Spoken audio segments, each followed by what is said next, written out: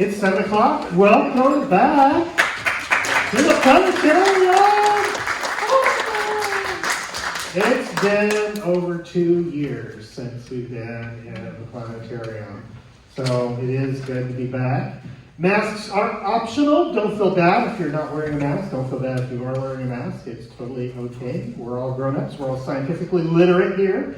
We know that masks don't stop everything, but it does help, and viral load is an important part of stuff. And if I don't wear a mask, I sound terrible. So I am not wearing a mask because I'm worried about you. I am worried about you. I am wearing a mask to protect you from me.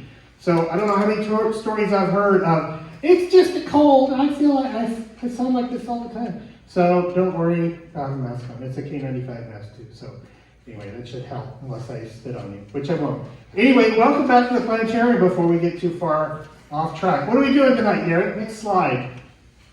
Guest speaker, very cool stuff from Dr. Beltran. Derek's going to talk about Astro-photos and also the Artemis Rollout. I have to read the slides because I've been doing Zoom meetings for 2 years and I've forgotten how to memorize things. Then Sharife, whose name is missing, is going to talk about spaceport news. And John Pinto about celestial events. And then Derek is also going to talk about what's up tonight with a little mini show. And quick change. Francisco could not make it tonight. Last minute cancellation. He sent me some stuff, but it was a very busy day of work, so we're going to do the loaner program update next time. But I will give you a sneak peek preview, sort of.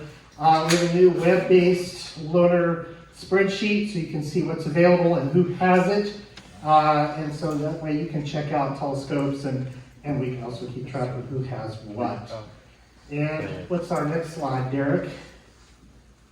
Public events this month. We got Solar Saturday coming up at the planetarium. That is a public event. Come, bring your friends, gawk at the sun safely. And then we have an outreach on Earth Day at Piedmont Lakes Middle School. I believe we have all of the volunteers we need for that. Next.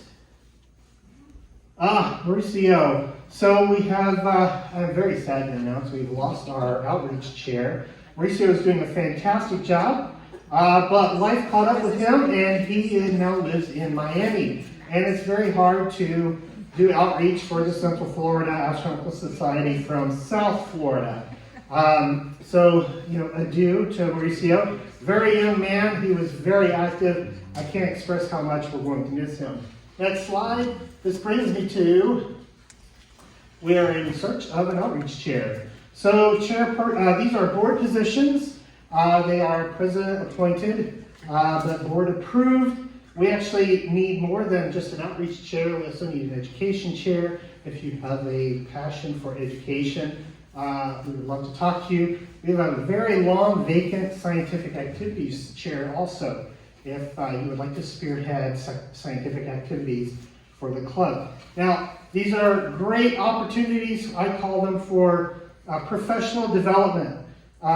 We did have a guy who's interested in scientific activities, and his idea of spearheading that was telling everybody, you need to do science and quit looking at pretty pictures.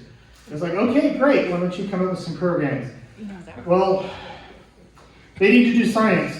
Okay, so, anyway, I don't want to discourage anybody, but if you've got some ideas and you want to help implement them, the board would love to have you come on board. In particular, especially outreach, because we actually have a tremendous reputation in the southeastern United States. We are one of the most active outreach clubs in the country. So we do a lot of outreach. It's a great thing to put on your resume. Yes, I'm getting desperate. But it is great professional development. So if you want to prove that you're capable of more, get a job at the Central Florida Astronomical Society. The pay is fantastic. Lots of smiling faces and self-esteem, and you're actually making the world a better place. So think about that for real. And if you're interested, you can email me at president@cfas.org, and we can talk about it, more one-on-one. What's up? So after a long absence from the planetarium, something we used to always do at the beginning of the meetings is we'd go, who's a new member? But it has been 2 years since we've been here, and we have almost doubled our membership. Raise your hand if you're a new member. Yeah. So, very good. Instead of doing this at the beginning of the meeting, because I'm going to ask you to introduce yourself and tell us a little bit about yourself and how you learned about CFAS. But I was joking with our guest speaker and telling her that I was going to talk for about an hour and a half before she went on. I'm not going to do that, and I'm not going to do that, and I'm not going to let you do that either. Trisha, would you come up here? And Trisha is our vice president. I don't know if you've ever met her or seen her on the Zoom. And our vice president is in charge of programs. So all of the great speakers that we've had on Zoom for the last 2 years, she's the one who's found them. With the help occasionally, some members. Pinto, Frank, I may have come up with one. So anyway, but she's done all the coordination and stuff. You know, the actual work, right? It's very easy to go, hey, why don't we get such and such to speak? Anyway, I'm going to shut up now. Can I? No. Okay, so thank you guys for coming out tonight. Very good to see your all's faces. Now I'm going to make a very brief introduction of Dr. Esther Beltran. Now in the announcement email, I sent you a link to her formal biography. And for those who have checked it out, it's very lengthy, okay? So I'll let you go and read that. But I would like to mention, it's very important, that Esther has written a book, and the book focuses on mentorship and getting young women interested in space and science and helping them realize that they can fulfill their dreams just like Esther did. So if you guys will give a warm welcome to Dr. Esther Beltran.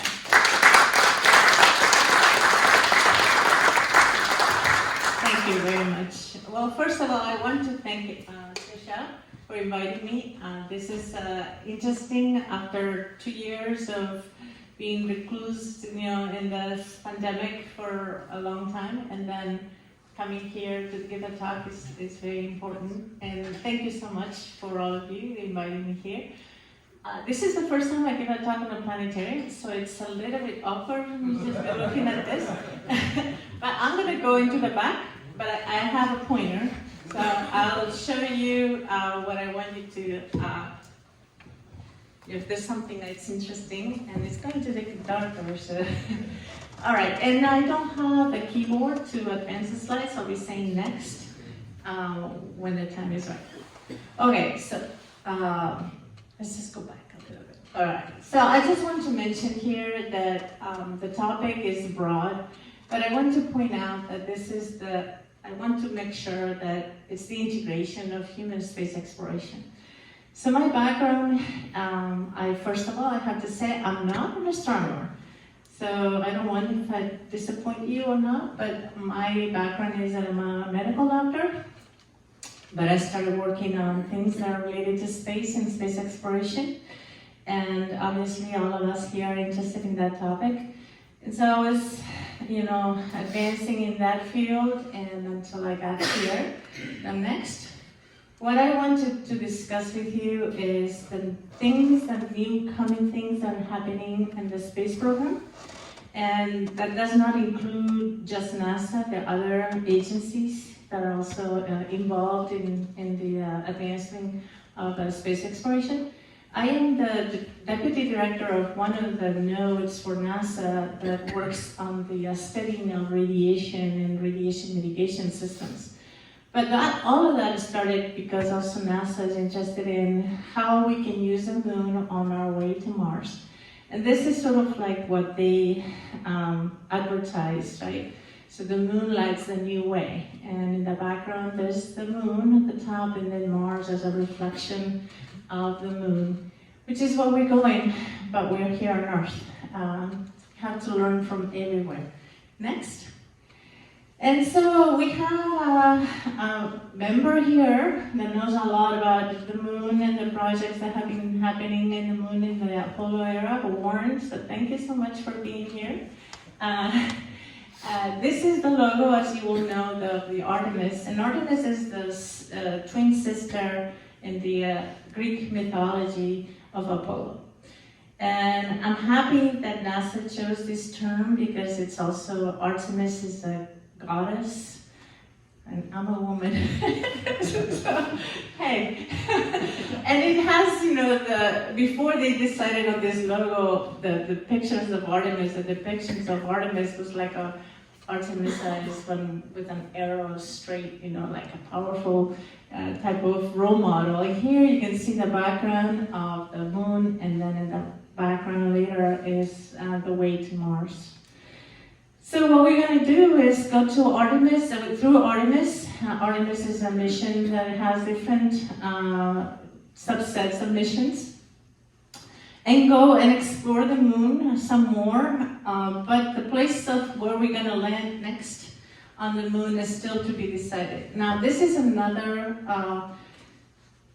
nice picture that I like. NASA came up with this. It really is inspiring to me to see this, logo that they came up with as Artemis, looking as in the background there's a galaxy, right? So. But I'll tell you a little bit of background of what I do. So right now I am working with NASA on these projects that are for the advancement of human missions on the way to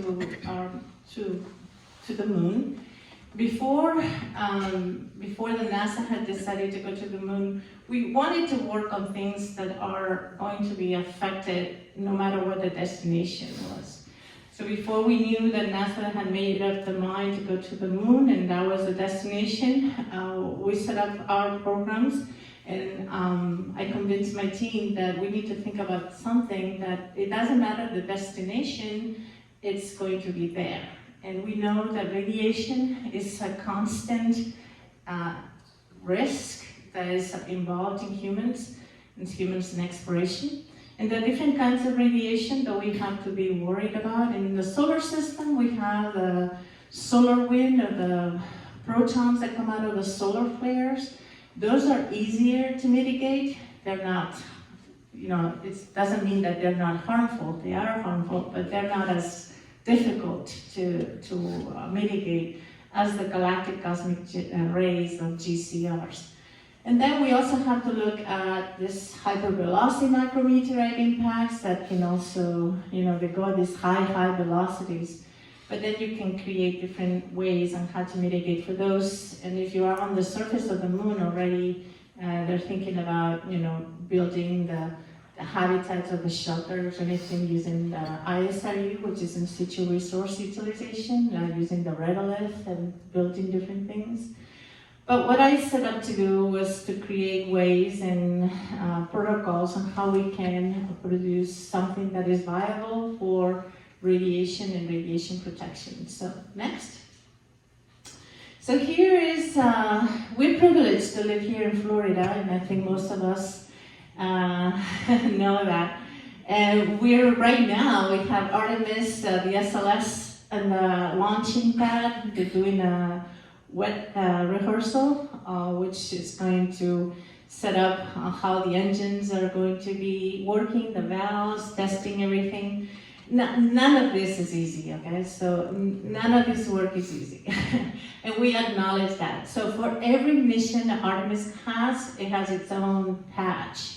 And as you all know, NASA is proud of their patches. So when you go to the Mission Control Center in Houston, every mission is posted, with every mission patch is posted on the walls of the space mission, the control area.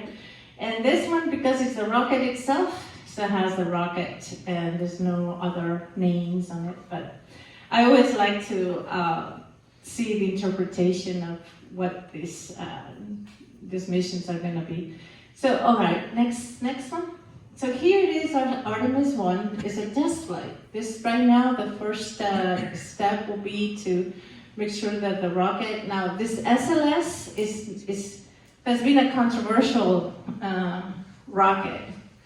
Marshall Space Center is the one that was supposed to, has been doing this work, and it's hard. NASA gave the work of going to the moon and the Artemis to Marshall, which is in Huntsville, Alabama. But they have had so many delays and a lot of over budget situation, which is really nice now that we've been promising this SLS for a long time and now we see it here, right?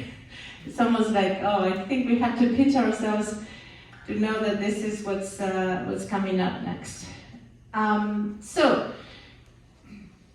you are interested in astronomer and you understand the Lagrange points and all of those things. So right now, this slide is, I keep the logos of everybody that's involved in this project that I lead. And the name of the node that we have is called Reveals, which is a sister or brother of CLASS. And CLASS is a Center for Lunar and Asteroid Surface Science at UCF. And here my node is Reveals, which is radiation and also involving volatiles. But we are a broad group of people. So people from Georgia Tech is the main node that they sit over there at UC Davis, California. Us here at UCF, and our center is at the Florida Space Institute. Then we have people at Notre Dame. They're experts in radiation. They have a lot of experience with the Department of Energy. And then the Johns Hopkins with the APL, Applied Lab, Applied Physics Lab, which you probably know, they're very famous also, and they're experts on planetary science. So here, the orbit of Artemis is different from what they had said before. So you can see that the launch isn't, planned to go coming out of the Cape and then maybe going around the moon. There are different types of trajectories that this is the last version that I know of that's going to be that NASA made public. But things might change. It might change soon. So I don't know. So far, this is what we have.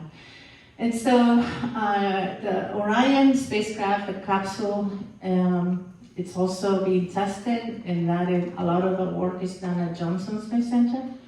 And that is a lot of what I'm interested in, right? So we have the rocket itself, but then the trajectory with orbital mechanics and how we're going to test all of this, and then coming back to the moon, and then the re-entry, which is also a difficult part of the mission.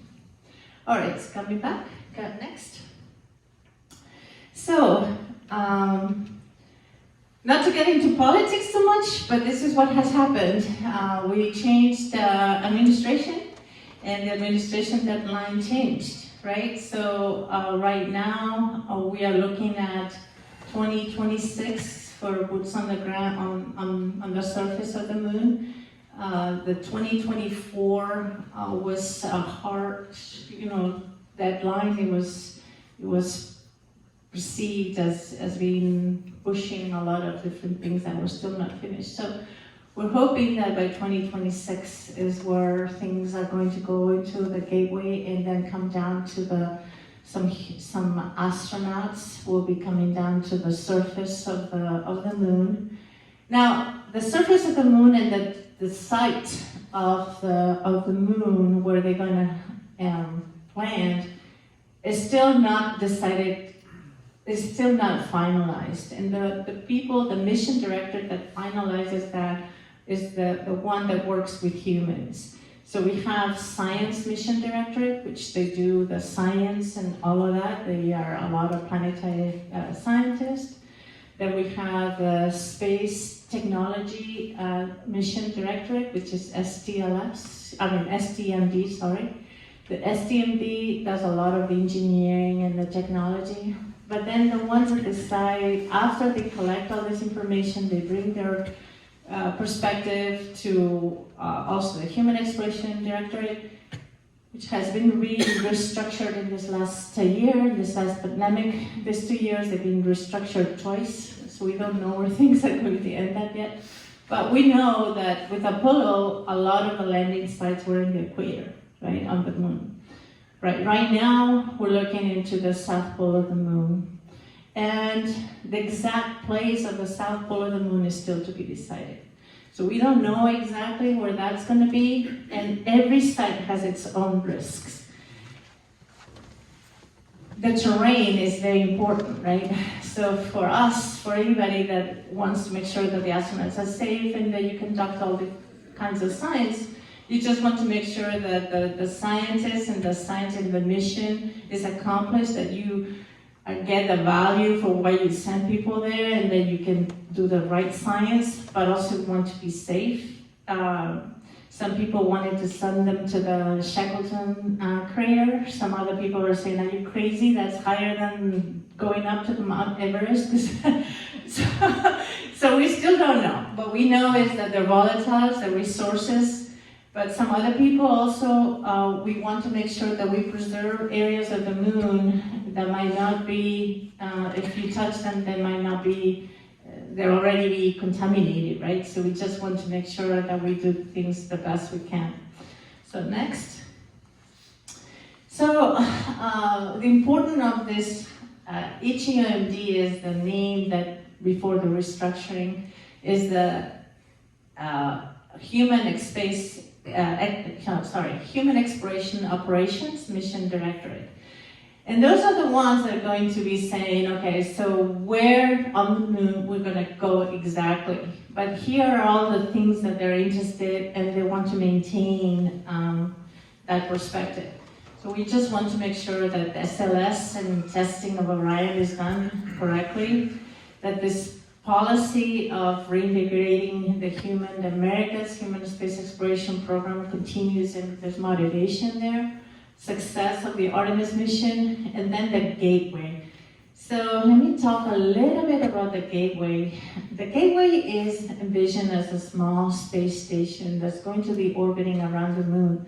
But it's a small size of space station. Right now we have a large size space station, but the large ISS that we have is orbiting at low Earth orbit, right?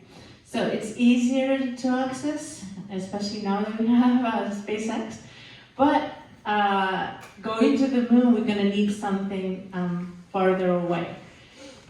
And it's easier to have it stabilized in an orbit that it's around the moon than just going here low Earth orbit, because you have to keep it and then launching them later on, right? So the Gateway is supposed to be inhabited for not too long, for periods of maybe at most 3 months. The rest of the year is going to be dormant, and they want to see what kind of studies can you do. So you have studies that you want to study the far side of the moon because it's quiet, there's no, and do you want to do science? There's a way, a mechanism of how we can propose those things and do those experiments or those studies. Now, once it's quiet and there's no humans, there are no humans inhabiting the Gateway, then things need to be turned down, right? You want to turn down the thermostat of the air conditioning or the life support systems, but not completely off. So there's a whole type of now work that's being developed on habitats, but habitats are floating, right? So sort of like the Skylab. And then we know the Skylab was used as a prototype, sort of like a way that we learn a lot of lessons. And we have the International Space Station. And now we're thinking about how we can work on this Gateway concept. But thank goodness we have commercial partners now and international partners. ESA is still there, Japan, Canadians, and I'm not going to say much about Russia right now, but I will stay quiet. But we know we're thankful that here in the United States we have now access to the space station through commercial partners. And so the goal obviously is to learn all of these things and go to Mars, but go to Mars prepared. Go ahead, next. So here is my concern, and the work that I do is a lot of how we can prevent problems from radiation, right? But there's one thing at the bottom right here it's called the healthy worker effect. And you might not know about this concept so much. Maybe, if you're an astronomer, maybe you never heard about this, but the people that work with medicine, they hear that a lot. And that is the bias that you have for people when you work with people that are healthy. Right? So they're already healthy, and we don't want to irradiate anybody if they're healthy. So how do we test things? And the healthy worker effect will be astronauts. We know that, sometimes right now we have Axiom 1. Those are commercial people or private. They don't need to be as strict as the astronaut physicals and that they have to go through and the requirements. But I don't think they're going to go to the moon. Those type of, maybe later on, but it was going to take a while. So right now, all of the astronauts and the candidates are super healthy humans, really, because otherwise they will not be selected to begin with. Doesn't mean that they don't have diseases. They do have problems, but health risks and issues. But what happens though is to study them makes it a challenge then later on. Okay, so I just want to point that out. So the risk of radiation is for everybody, right? So whether you're healthy or sick or have some sort of condition. But the different kinds of radiation risks, right? So the greater the uncertainty is when you go up to different types of layers, right? So we have acute radiation syndrome. It's not that difficult to see when you see accidental exposures, right? When you have an accidental exposure or something like that, then you're like, oh man, the people are gonna have radiation sickness. But those are acute, okay? Then later on, we study patients that have cancer, but they have radiotherapy. The problem with this type of patients is that they already present pathology underneath, and they're not super healthy, right?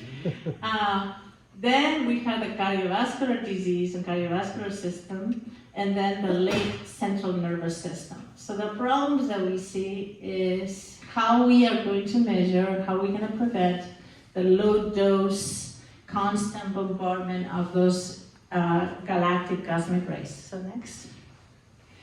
All right, and here are different risks also of lots of different things, right? So, but here we have a woman and difference of a man. So the difference between how radiation can affect on humans depends on your sex, right?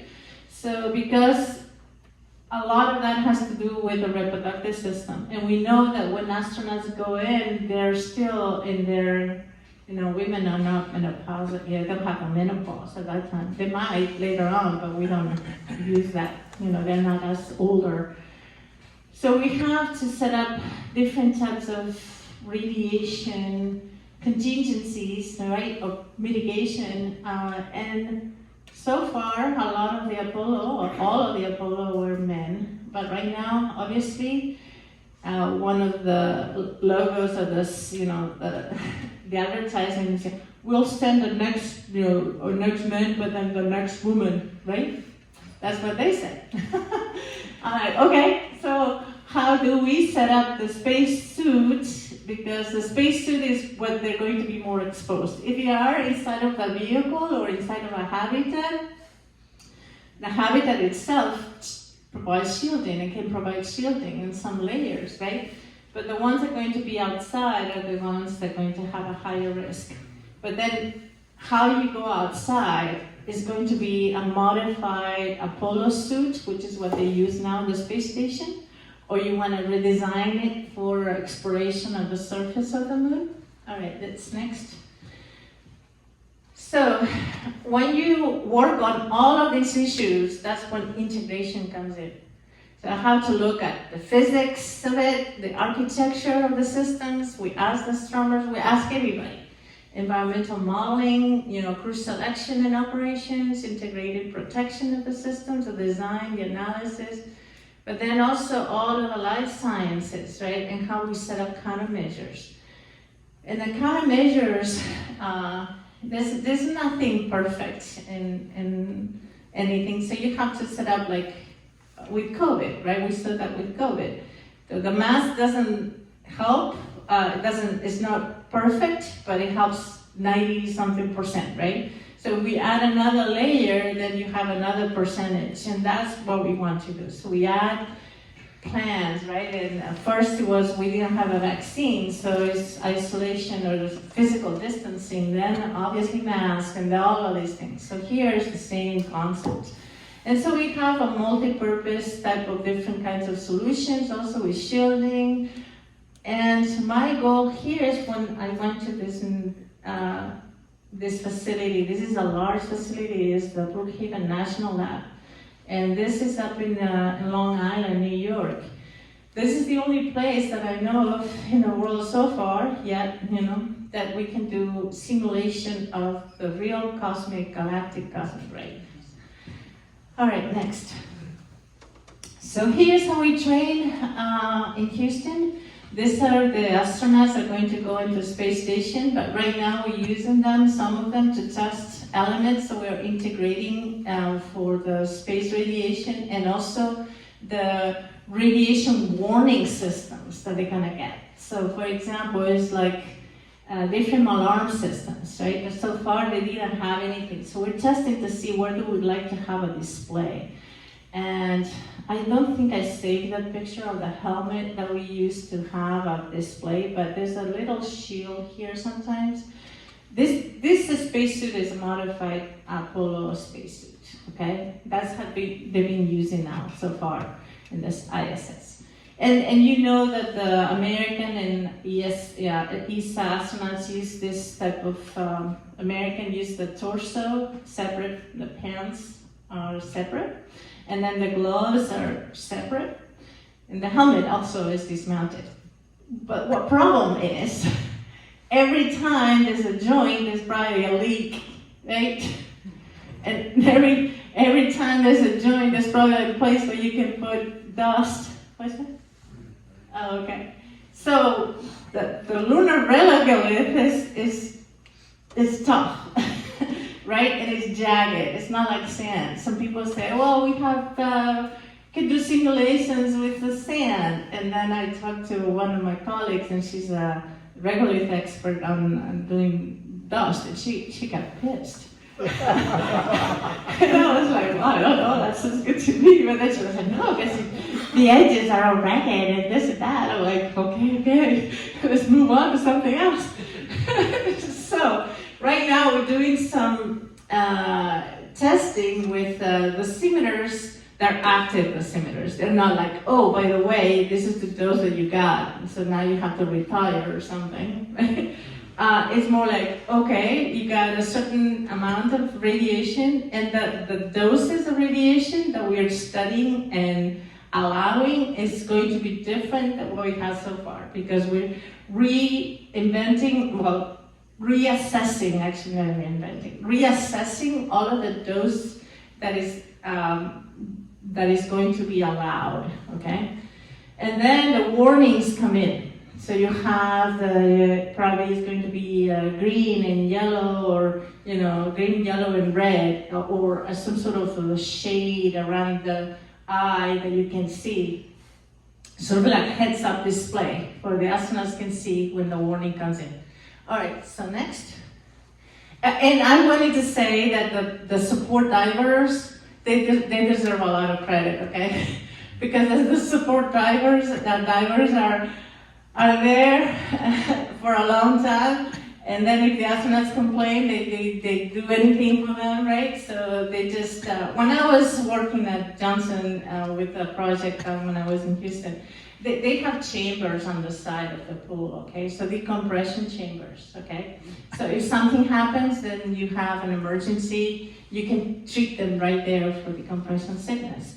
But what happens though is they wanted to accelerate how fast they can go out in space.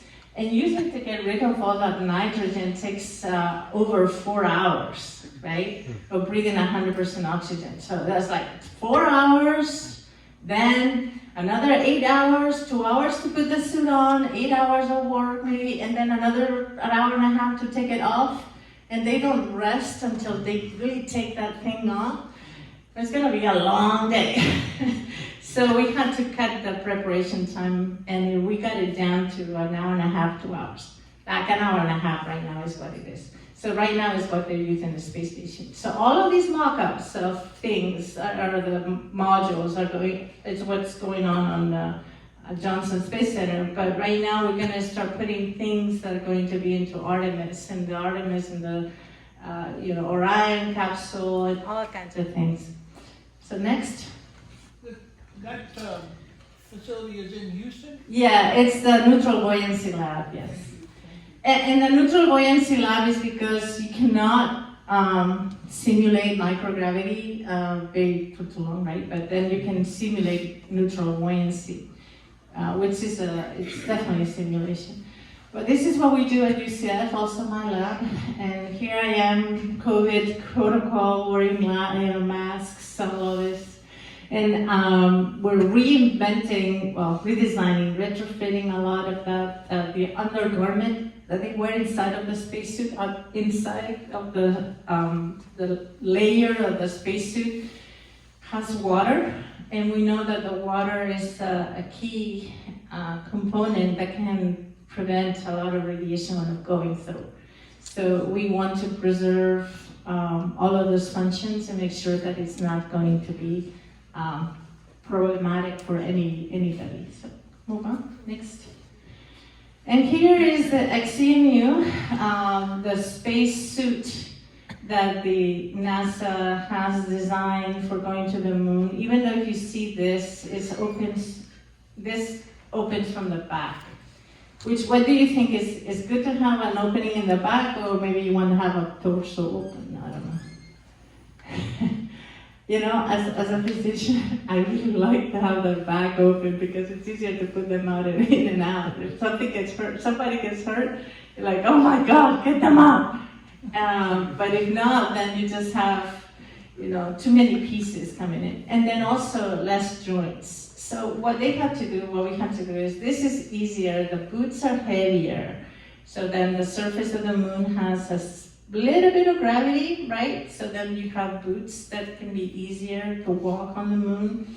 Now with the Apollo astronauts, the first Apollo suits, the center of gravity, the CG, the center of mass, was off. So what happened? You see the hops, right? They were like, whoa. So we had to fix that.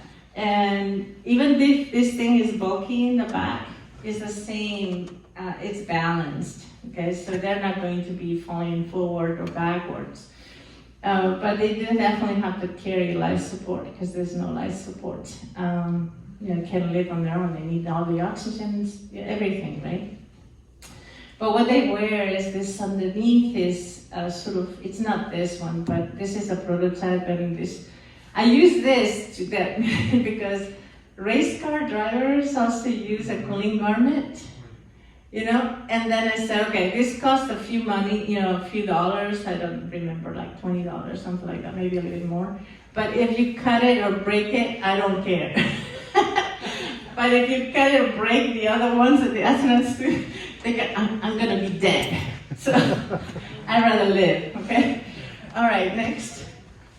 And so I have a bunch of students, all these engineers, which are amazing, I like math, but up to a point, okay? It's like you guys, some of you are engineers also, and more, right? You have to do heavy math.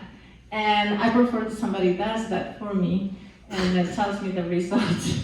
So what I do is, I tell them what are the important things, and then we assess the risks with all of the math calculated.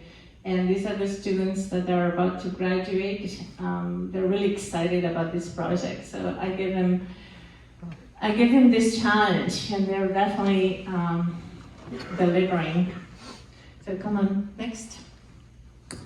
And this is a prototype that we're creating. So underneath is going to be this cooling garment that they already wear, but redesigned in a way that the water is going to be preserving and is going to be blocking organs that are more sensitive to radiation than others, okay? So the organs are more sensitive. are different, like the great vessels of the heart. The extremities are not that difficult. They can withstand more radiation. But then we have this prototype going to be, now it's being assembled. And then we want to work also on the head, right? Protect the head. But there's another layer, right? So we have different layers, which is like what we said, that nothing is perfect. But if we add a layer that does this, another layer adds that, and another layer, at the end we have minimal mitigation, minimal risk, or there's not going to be zero, we know that. And so these are the polymers that Georgia Tech were working on, and we want to 3D print them. Because up in the space station, they already have a 3D printer. So we send the polymers or the materials or something breaks, because always something breaks, right? We can easily repair it and fix it. And then plus, we can melt this, we can put this thing, melt it in a plug box or something like that, and then reuse it and reconfigure it in a way that is suitable for this use, right? So right now we started here because it's easier, and my team, or this team of the students it's a mixed team of men and women. I'm so happy that you guys thought about this anatomy of the women, because sometimes I'm a diver, I used to dive, right? And when I wear these wetsuits, I have all this cold water rushing at me. I'm like, oh my God. And it's because it's designed for men. I'm like, got it. All right, next. So the guys at Notre Dame are testing the radiolysis, with proton radiolysis, but also different types of radiolysis with different energy beings, right? And so this is just a snapshot of the facilities at Notre Dame. They had extensive work with the Department of Energy. But these are certain materials, and we use the regolith, the best simulant that we have on Earth, that is produced in CLASS, right? CLASS is the Center for Lunar and Space Surface Science. But those are not perfect. So the best thing we could do is have a moon rock, right? But we know how difficult it is to get one of those and then break it and then test it will be, that's not possible. So right now we test it with the simulants. The best simulants we can get are produced in the Gacel lab at UCF. And there's one thing though, they don't have the harmful chemicals that are harmful to men, but those are very small percentage, like those, polyaromatic hydrocarbons. We don't really need those, and if we do, then we'll have to deal with OSHA and all kinds of problems. All right, so next. And so we also do small testing with different kinds of things, and these are the facilities that are used at Kennedy Space Center. And this one is the microgravity experiments. A lot of that is used for life sciences. This is one device, the Gravite system. And you put the sample in the middle here, and then they spin it in different axes for as long as it's needed for the experiment. And then you test the results. And so this has been very useful because we know how difficult it is to launch something into space and set it up in the space station to have actually true microgravity, but still this is closed simulant, a closed simulation. Now to go into space and the radiation in the space station is not as hard because it's low Earth orbit. Right? So we want to study a radiation that is harder radiation, which is what we are interested in, is the galactic cosmic rays. Next. And here we go, the last, very close to I'm in the middle of it, almost done, the dust, lunar dust. And UCF had two teams, well actually we had, and Reveals is my team, we had two groups of students studying lunar dust and how we can mitigate lunar dust. And this is like if you are in the desert, right? Dust gets everywhere. You know, one of the problems that they had in the desert, all of the phones, the cell phones had problems. They reinvented those, you know, they because grains of sand got into the electronics. So we know Apollo astronauts were covered with regolith, and we know the regolith is jagged, like my colleague was saying. And so it is going to be interesting, and it's difficult because it's everywhere. And it's going to be there for a long time, right? So they use brushes with with Apollo brushes, and they spent a lot of time cleaning that dust and doing all kinds of things because it interferes with a lot of electronics and a lot of equipment. And right now, even with exploration systems and robotics that we have on the moon, I met somebody from JPL, and she goes like, well, my device is great because I don't know how they do it, but they get these dust devils and on the surface of the moon, it cleans it up, cleans up the solar panels, and here we have more batteries. So that was funny, though, the way she said it. All right, next. And so we're testing the regolith, and this is a microscopic pictures of different kinds of regolith, and you can see the structures. And we're building and making this fabric that also can be used in the outer layer and can repel some of the dust. And these thermoplastics they are not going to degrade with the radiation as quickly as maybe some other ones could. A lot of the thermoplastics, some of the plastics that can prevent some radiation are very susceptible to UV light, but these are going to be more robust. And we're testing all of that and how they can interact with the dust. So we're using this lunar highland simulant. And the lunar highland simulant is because that's 85% of the surface of the moon is highlands, okay? And the mare is the rest. But we are probably for sure going to land on a lunar highlands terrain. All right, next.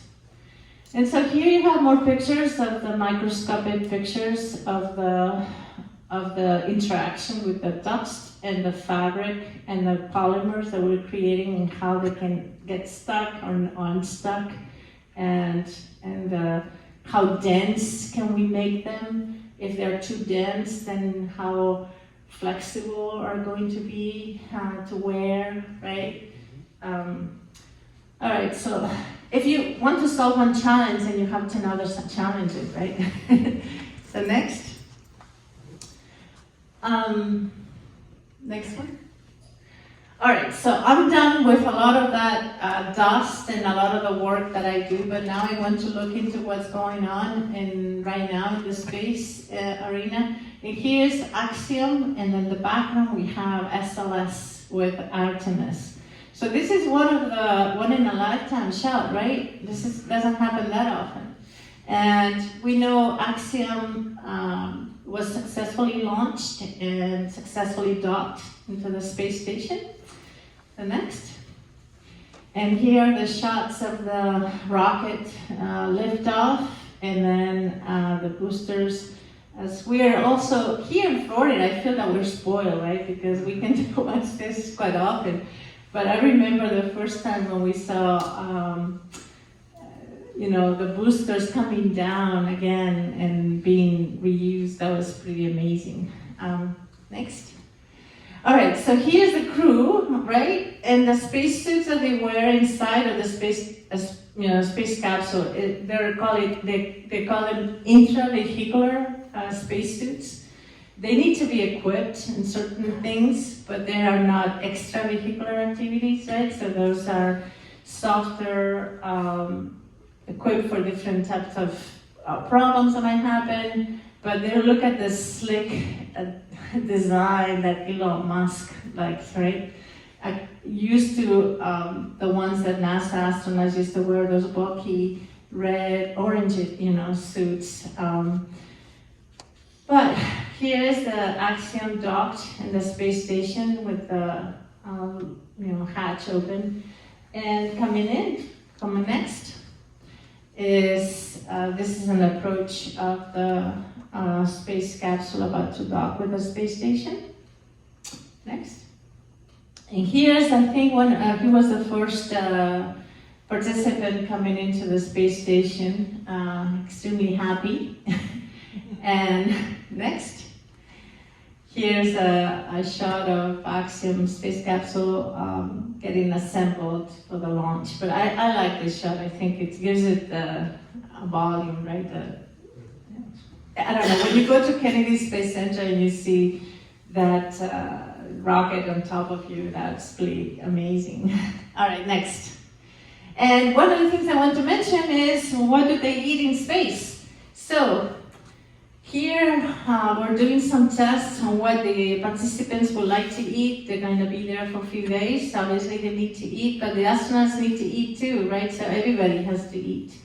As a physician, I don't mind when you say, well, but people need to eat, and I also add, and they need to go to the bathroom.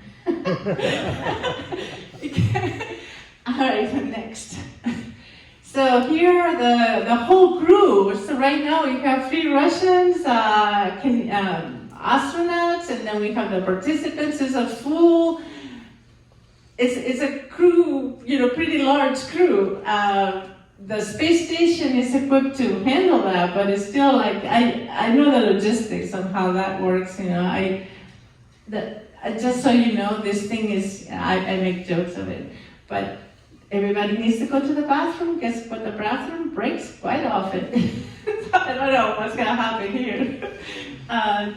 All right, next. So one of the things that they're studying, one participant, is the senescence, cell senescence, which means the aging, and which is what's going to happen when you have a lot of radiation. So the cell senescence means the aging, the normal aging of the cells.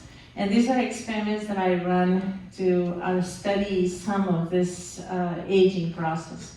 So next. And this is on the brain. So you have the senescent cells here, normal, but when you have radiation affected, then you can see the uptick here. And then some of the challenges that you might have with the radiation. All right, next. And so food in space is a challenge. Next. But astronauts have been delighted to have veggies and fresh produce there. And you have some astronauts really dedicated to run these tests and also eat the radishes. Actually, they have lettuce and the chilies. Now they're growing chilies. I don't like chili, hot, spicy food, not for me. But all right, next. And so the food could be packaged, sealed in vacuum seal, but they definitely enjoy fresh produce. Now, anything that grows in space is also affected by radiation. And I was helping KSC shield these veggies and testing them. And you know what? They had less vitamins, they had less nutrition than the regular ones. All right, next. And the last things are the Webb telescope. So the James Webb telescope was successfully launched. And I'm not an astronomer, I know you love this, because this is the next generation. This is the Cadillac, right, or the Mercedes, or I don't know, bigger than the Hubble could ever be. But it was successfully launched, it's stable orbit now. Next. And this is a depiction of the James Webb telescope. The next picture is interesting because this is the resolution of what James Webb is. So it's the old versus the new. And we know how many things are out there to discover that we can see very clearly now that we couldn't only imagine before. So, wait for, right? All right, I think the next one is I just have to give thanks to the funding that I received and to all of the partners that I have, and I think that's it. Questions? No hard questions, okay?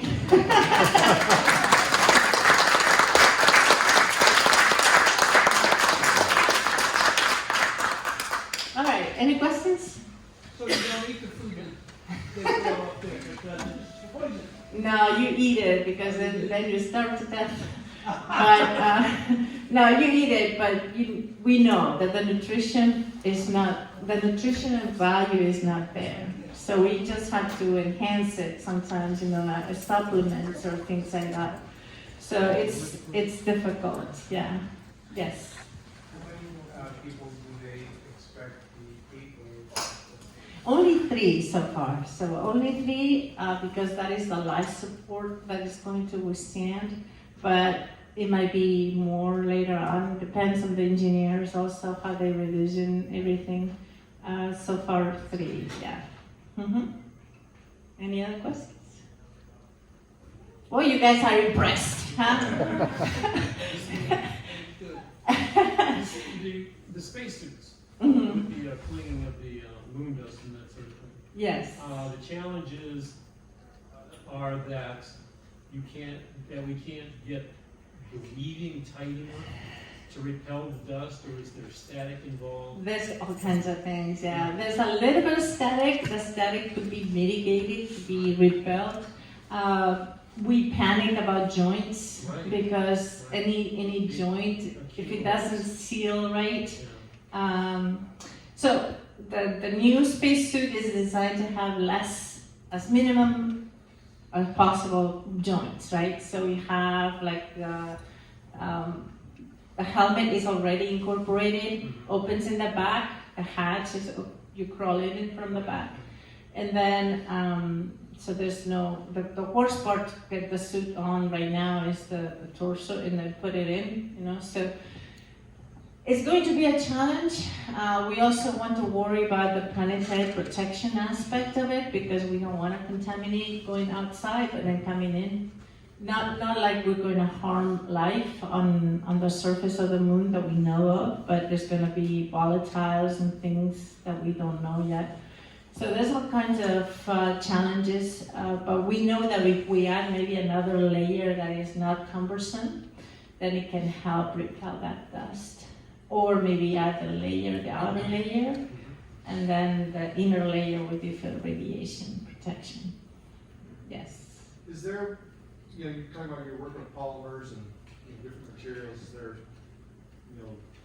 liquid sprays that, can help the regular just kind of roll off? Slide off.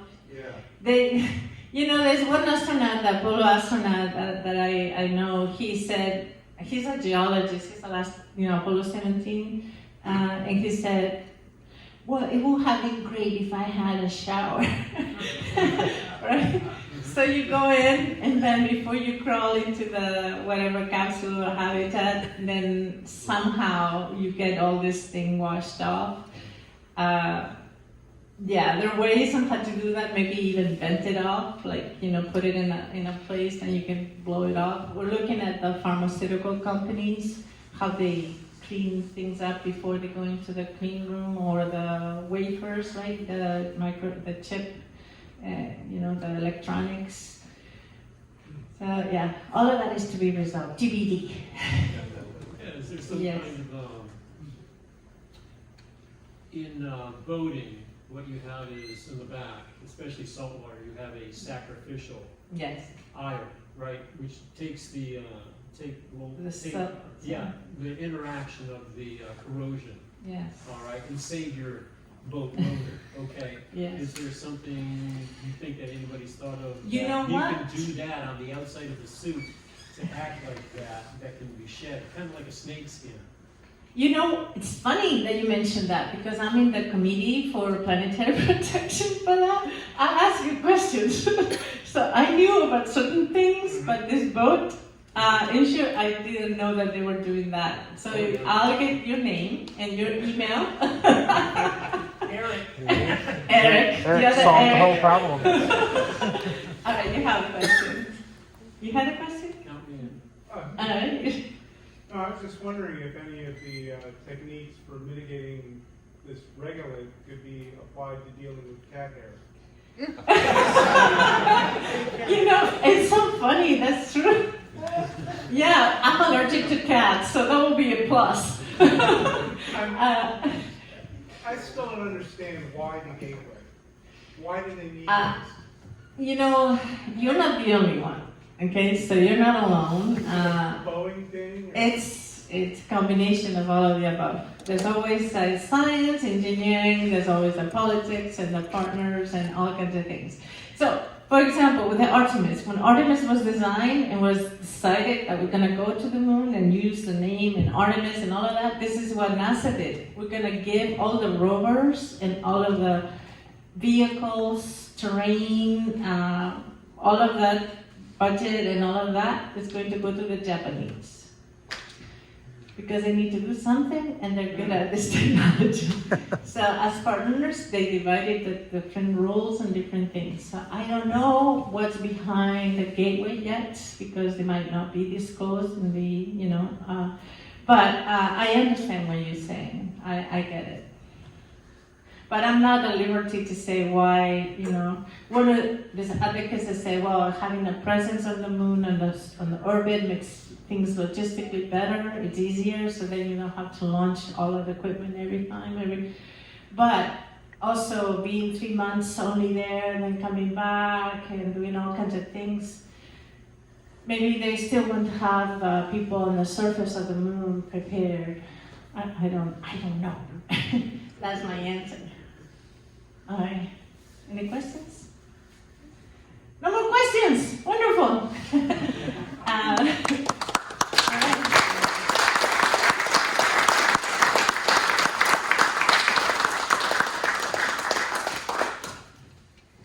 Thank you, that was wonderful. Great talk. So before we get into our mini programs, as promised, let's take a few minutes to recognize our new members. Don't feel like you have to do it, but if you're new and you would like to introduce yourself to the club, now's the time, not all at once. Anybody want to stand up and say, hey, I just joined and I'm already in love with your organization and it's wonderful. Yes, go I ahead. just joined, I'm Christopher Hunt and my wife Roberta. Christopher and Roberta. Yes, we just joined, we moved here from Las Vegas 2 years ago, right in the middle of COVID. So it's nice to get out. We've been following the club a little bit, but Okay. Nothing really is going on, so. Well, welcome. Happy that we're here. Yes. Well, thank you. Welcome. And so is this your first meeting then? Or you This is been... our first meeting. Oh, wow. So you didn't even get the 2 years of Zoom meetings then? No, but I was following you on YouTube. Oh, okay. Okay, great. Well, welcome to CFAS. Anyone else? Yep.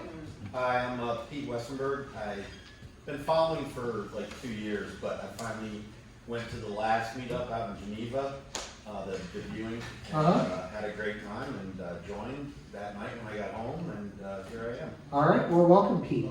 Thank you.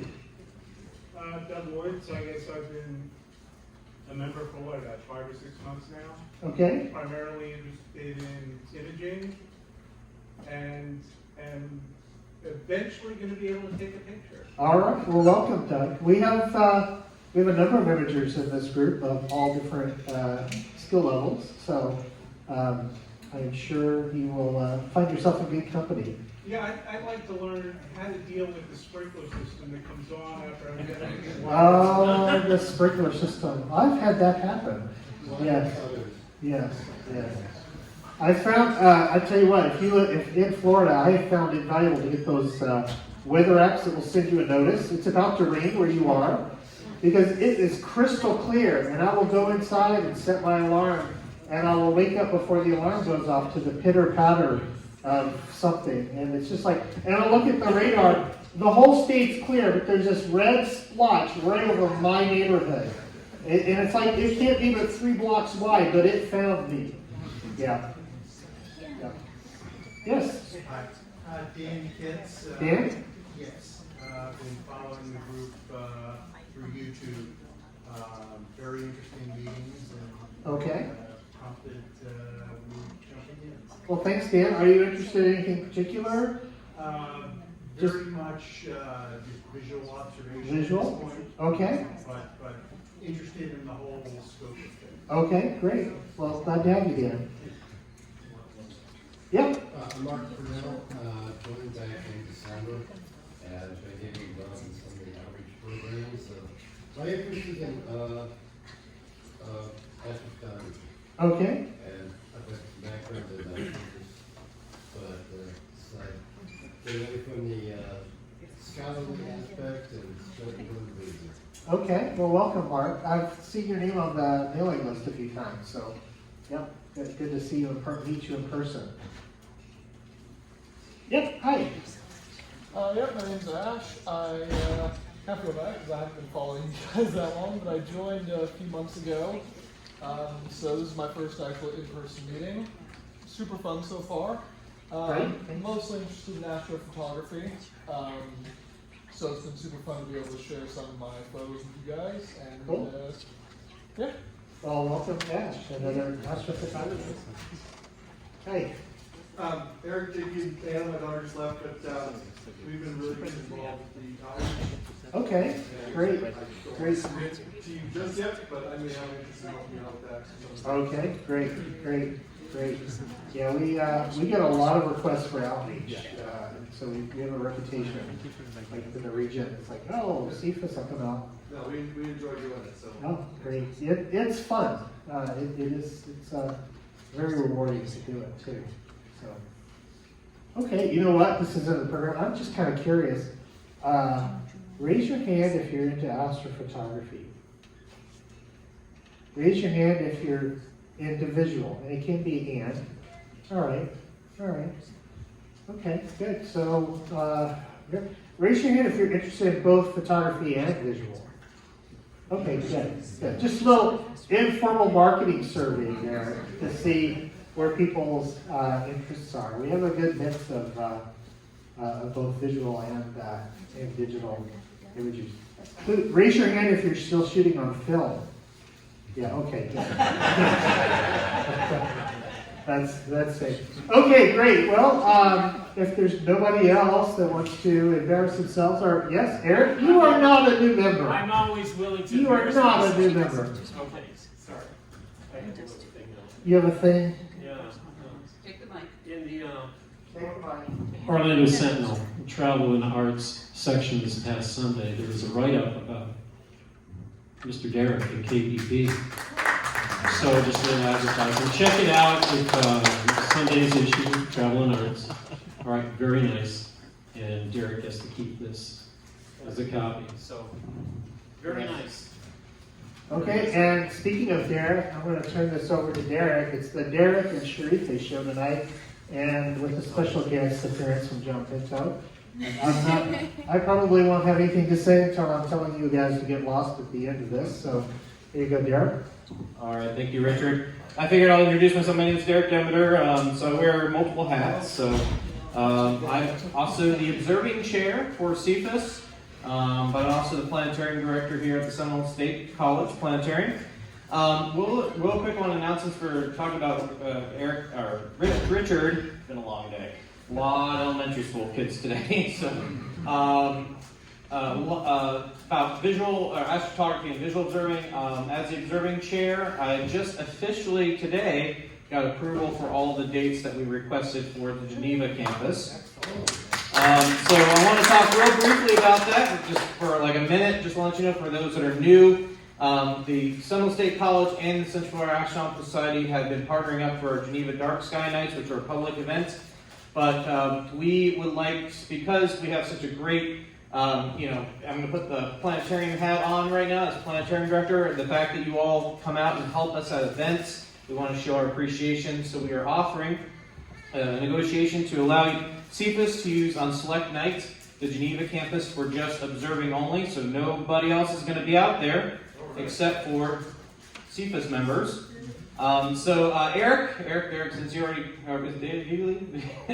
He'll be back. Hey, you are. Well, Eric, the guy that came up here to show you the newspaper, he's going to be one of our coordinators for Geneva. We are currently looking for an additional person. We like to have 2 people associated with that. They'll be getting the key to open the gate for those select nights.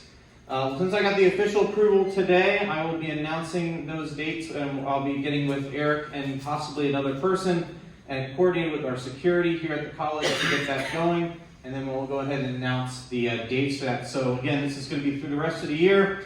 They're usually going to be around the new moon time.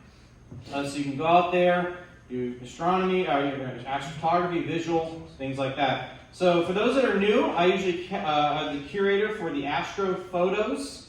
So you'll see some of our members' Astro-photos. So for those that are finally getting Astros, like Doug, eventually once you get that image, you can submit that to me, and we would love to have your photos up here. Now, if you see one of your photos and you are not shy, just go ahead and raise your hand and just kind of talk a little bit briefly about the photo. Any information, there are some people here in the audience that enjoy the technical aspect of it. So if you see your photo, go ahead and raise your hand and just very briefly talk about the photo and what you're seeing and things like that. So let's go ahead and start with the very first photo. I believe this is John Pinto's photo. I'm going to bring the lights down so you can see it better. All right. So yes, this is an extremely non-technical photo. I had just gotten a new iPhone, and so I said, let me see what it can do. And we had a conjunction of Saturn and Mars a couple weeks ago. A week ago Tuesday. Yep. And so all I did was I had my iPhone holder, set it up on the table outside, pointed it, and just saw what it can do. And it was just amazing. I didn't have to do much to the photo. I was really impressed. Fantastic. So what cell phones can do. So since we're also recording a video for Do you have any street lights around you at the time, or? Yeah, see that That's a bright light. thing over there? Yeah, that's a street light, like right to the left of me.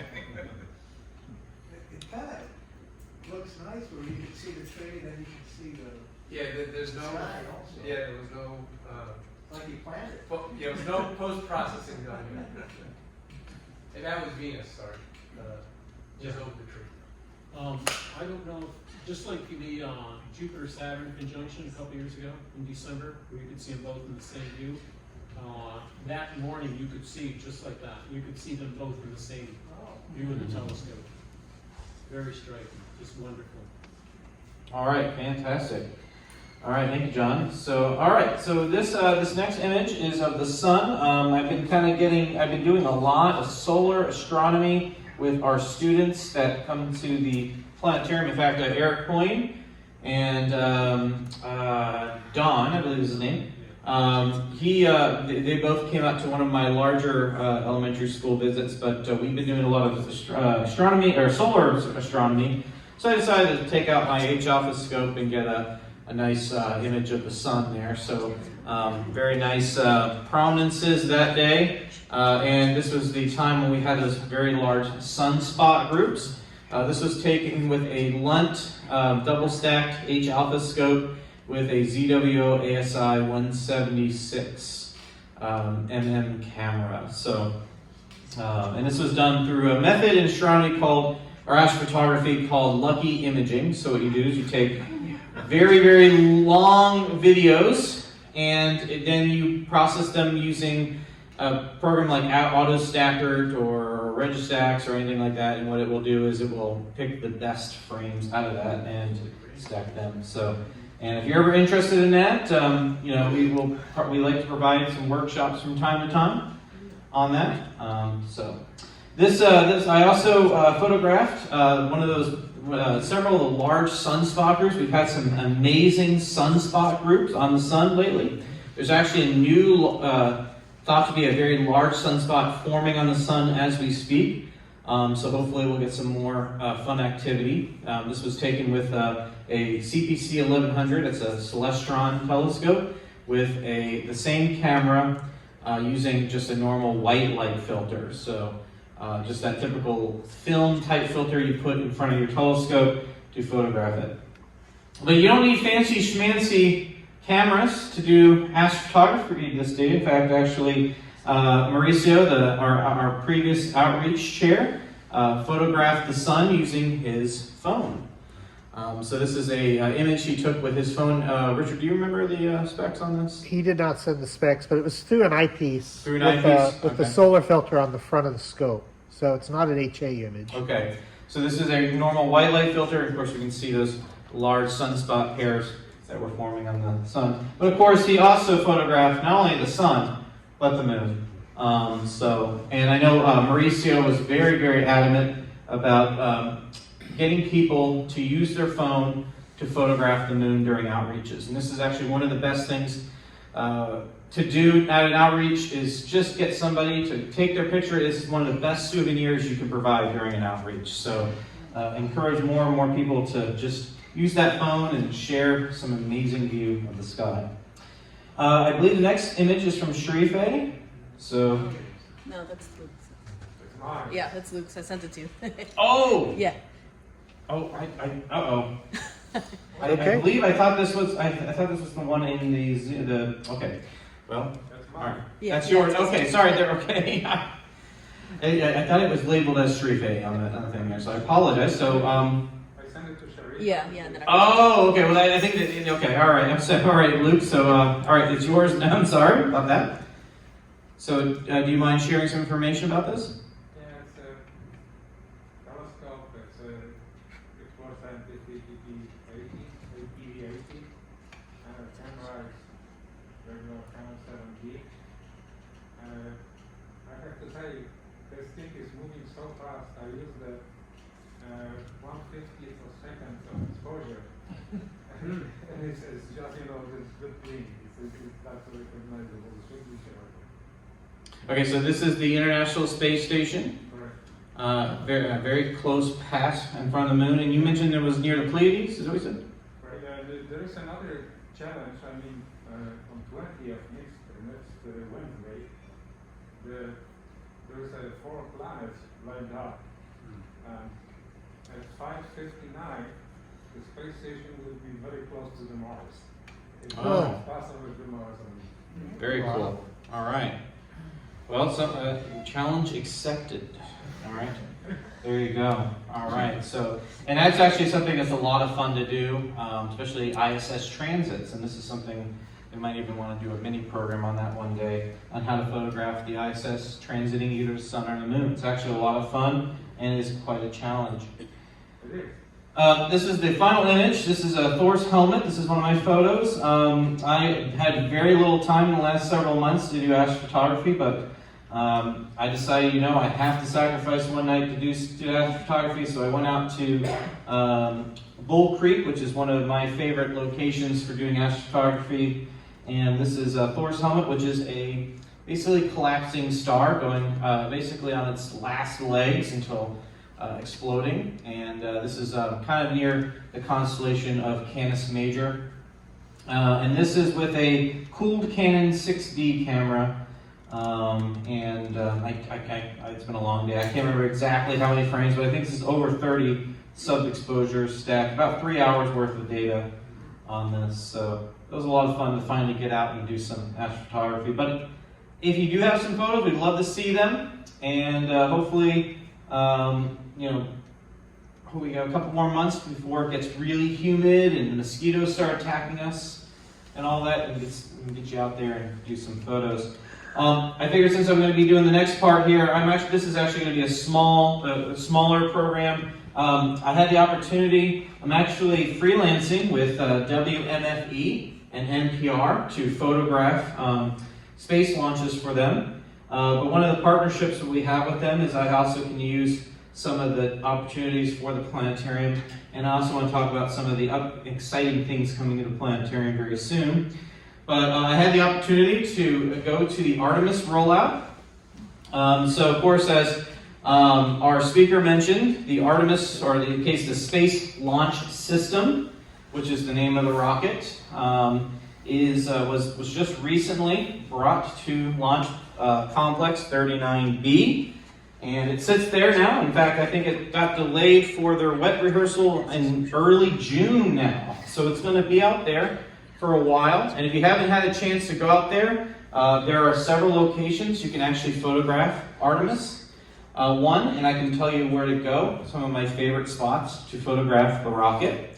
But anyways, here it is on the crawler.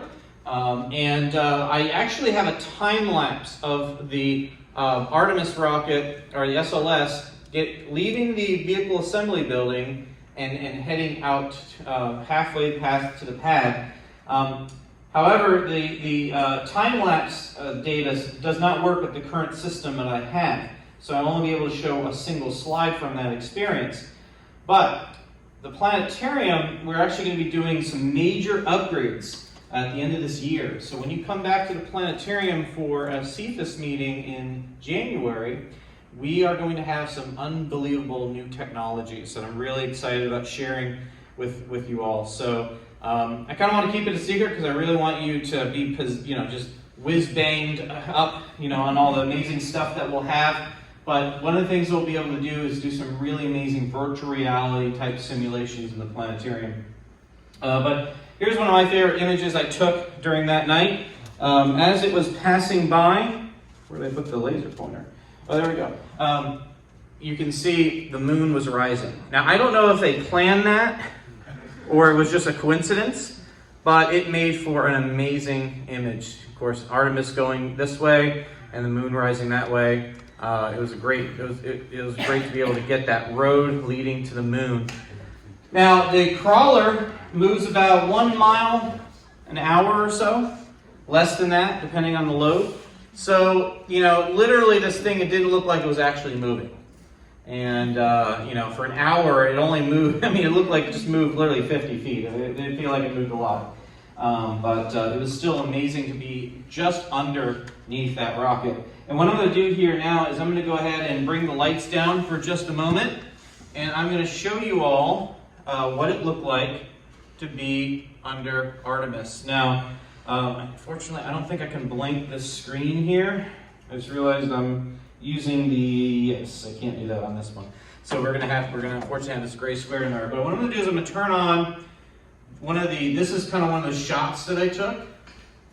And this is kind of the view that I had. This is basically pretty close to where I was standing next to this rocket. And what we'll be able to do with the new planetarium system is show a video of this, and you'll be able to experience what it would have been like. And what's really cool is we'll be able to do 360 video here in the planetarium very soon, so you'll be able to see me trying to finagle with my camera, trying to get the shots and all the people around me and making all the noise, and there's people screaming in the background and dogs barking and, crows running around.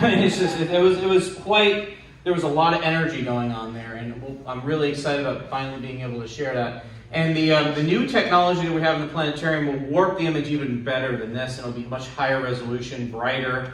So this is kind of just a little preview of what you will see with that. So I'm really excited about bringing this technology to the planetarium very soon. But this is essentially, kind of imagine yourself, this is about essentially the proximity I was to this rocket. And this is only the beginning, right? So there will be plenty of other opportunities to witness this. Now, if you haven't already done it, over by Canaveral National Seashore, there are several pull-ups. So Canaveral National Seashore, for those that have been during the outreaches that we've done there at the Playa Linda side, Eddy Creek, as you're heading to the Canaveral National Seashore, which is across the Max Brewer Bridge on Route 3, as you're heading to Canaveral National Seashore, before you get to the beach side, there are several pull-offs.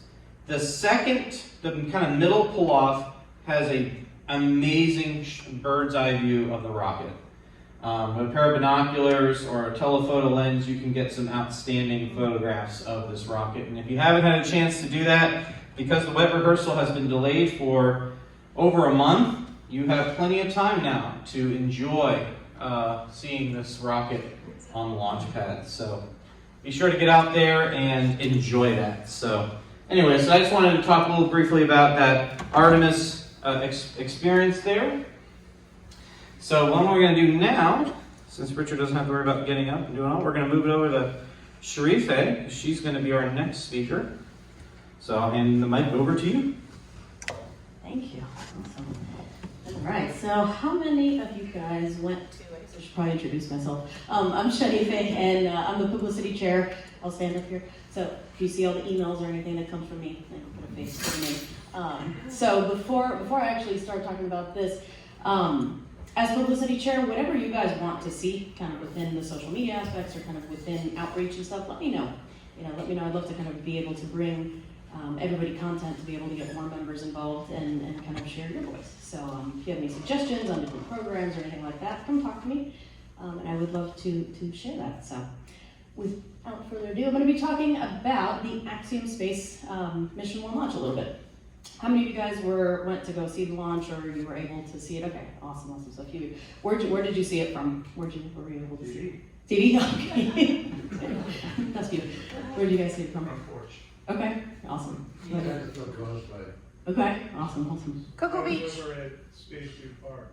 Okay, awesome. Yeah, Space View is like right across from there. Awesome. Yeah, so where I was able to see this one, we went to Blanding the Beach, and if you've been out to where Derek was talking about the pullovers, if you keep going to the beach and you actually walk on the beach, all the launch pads you'll be able to see on the right-hand side and be able to walk, and they eventually block that off, but they're great views for launches if you ever get the chance to do that. So next, I'm gonna stand back here so I can read some of the stuff. All right, so the Axiom Space Mission 1 launch was April 8th, and just recently 11:17 a.m. from Kennedy Space Center and from Launch Complex 39A.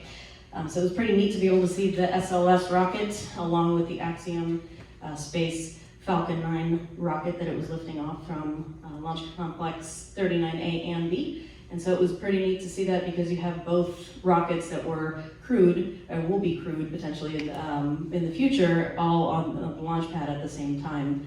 So it was really neat. I did not take that picture of the top right or the bottom, but the module for the Dragon capsule for the Axiom Space Mission was docked in the Harmony, is currently docked in the Harmony module on the International Space Station. You can kind of see on the right model of the International Space Station. The top is where the Axiom capsule is docked, and then the bottom is where, on the left there, is where the Crew 3 Dragon is. So just to kind of give you an idea. So they'll be docked for 8 days and then come back to Earth. So the reason why I want to talk a little bit about this is for some of the science that's on board. So next. Also, the crew that was on board, Michael Lopez Alegria, he is in the picture on the left, he's the third one from the right, or third one from the left, and he's a NASA astronaut, and the other 3 funded their own rides on there, and so I won't go too much into detail about that, but they went on the SpaceX rocket, so that's why they were on the SpaceX flight suits. So, all right, next. So basically the mission overview for this launch was to focus on science education and outreach, and they're going to be conducting approximately 25 experiments while they're on board. Some of them are going to be staying on board the International Space Station, and some of them are going to be coming back.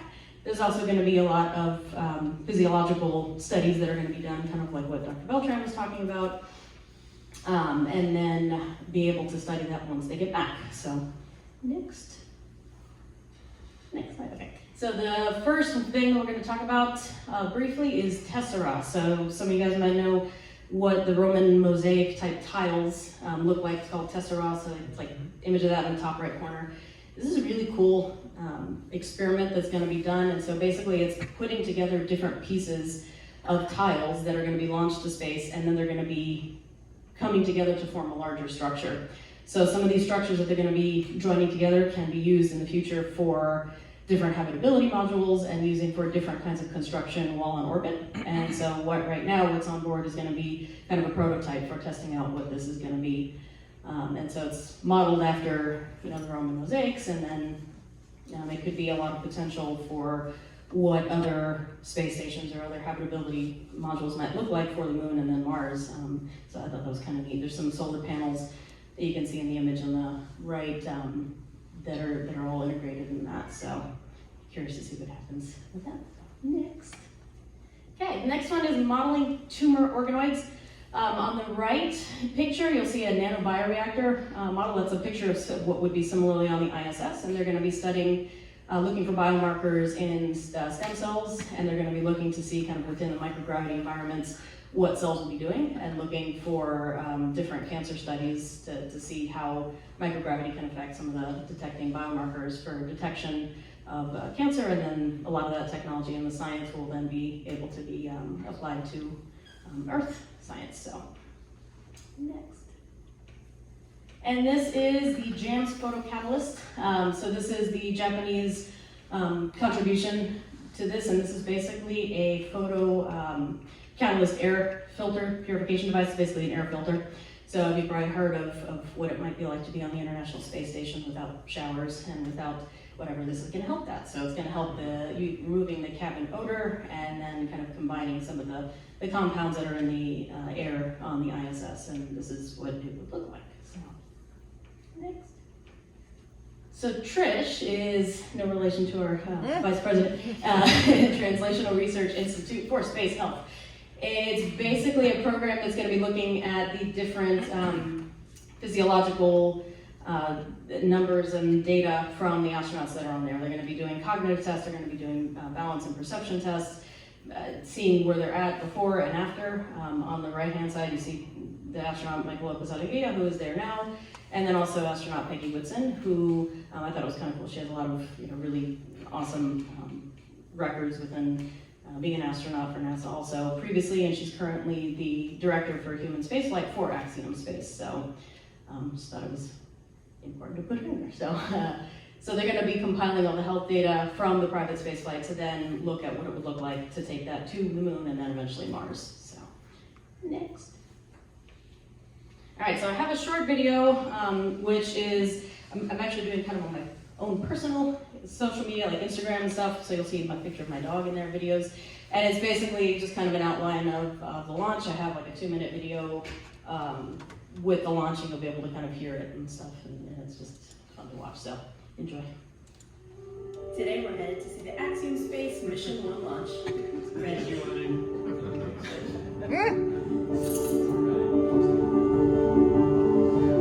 We have an RV that we have everywhere by itself.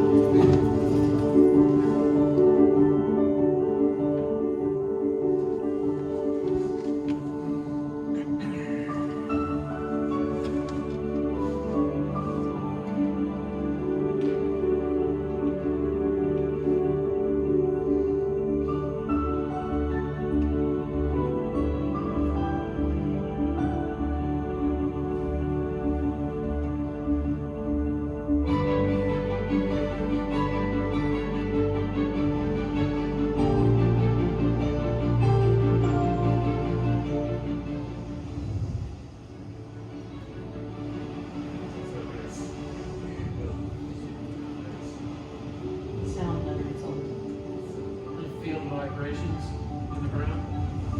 Yeah, absolutely.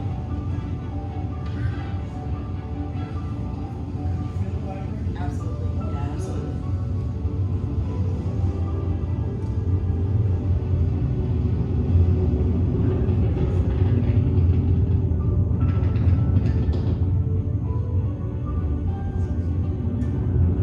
It's great resolution, especially facing the sun.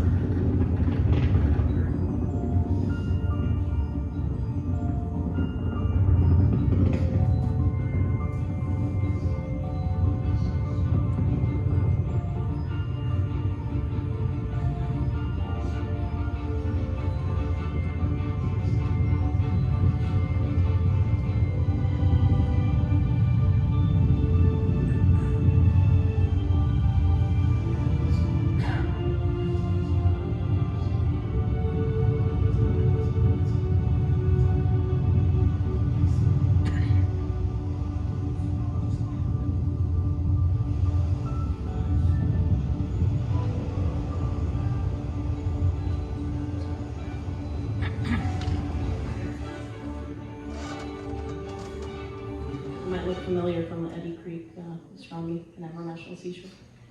And these are some pictures that I took when we were catching.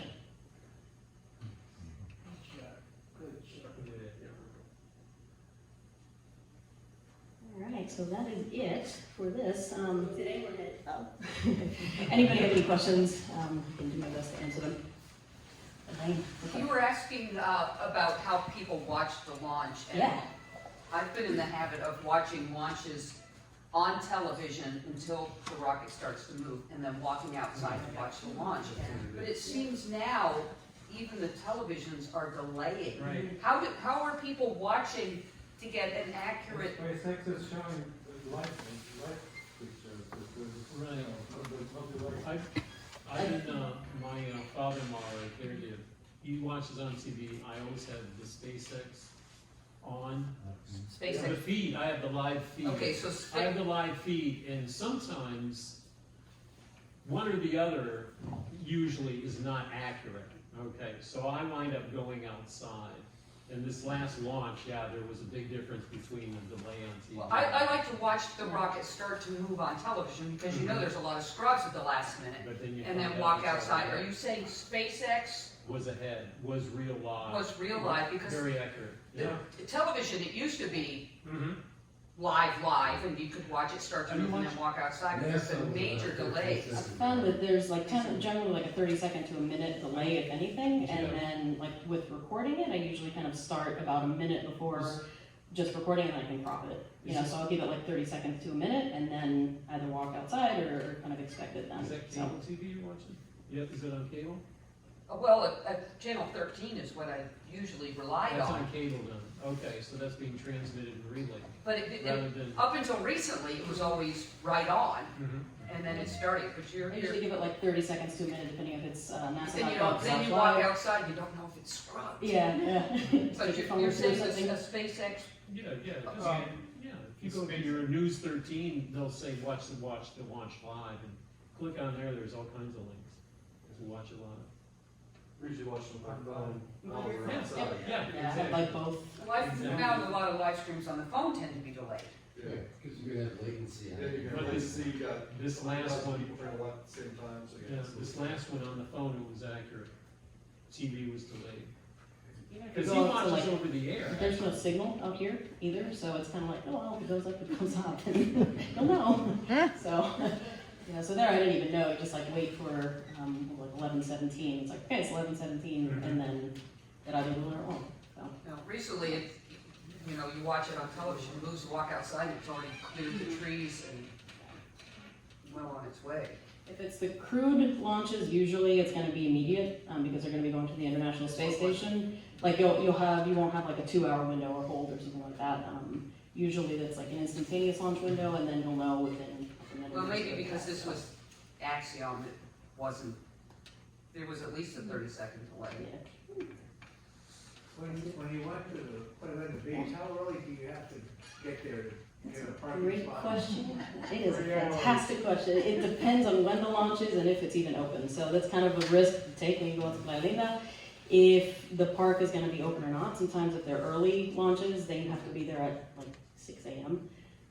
And if it's on the weekends early, they shut the park too if they reach capacity. And sometimes they don't even have the park open. Other times, like we've been and it was like an oops that they forgot to close part of the park, so we were like 1.5 miles from the launch pad, and that was wild. But again, it's like chance and kind of having a couple spots as backup in case it doesn't work out there, but practice, right? Yeah. Any other questions or anything? Cool, awesome. Well, if you guys want to see anything or have pictures or anything, send them my way.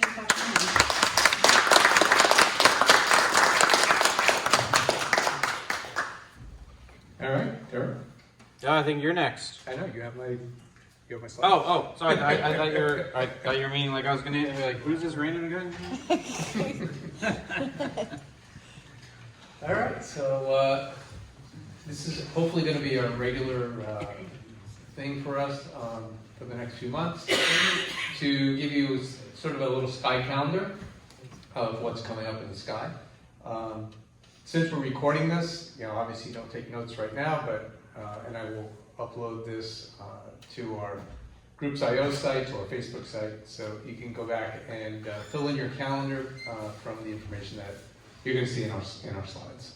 Okay, next. Quickly, if you're not used to where things are in the sky, you are going to need some idea of how big things are in the sky, and your hands are a great way to find that out. Okay. Yeah. And where things are.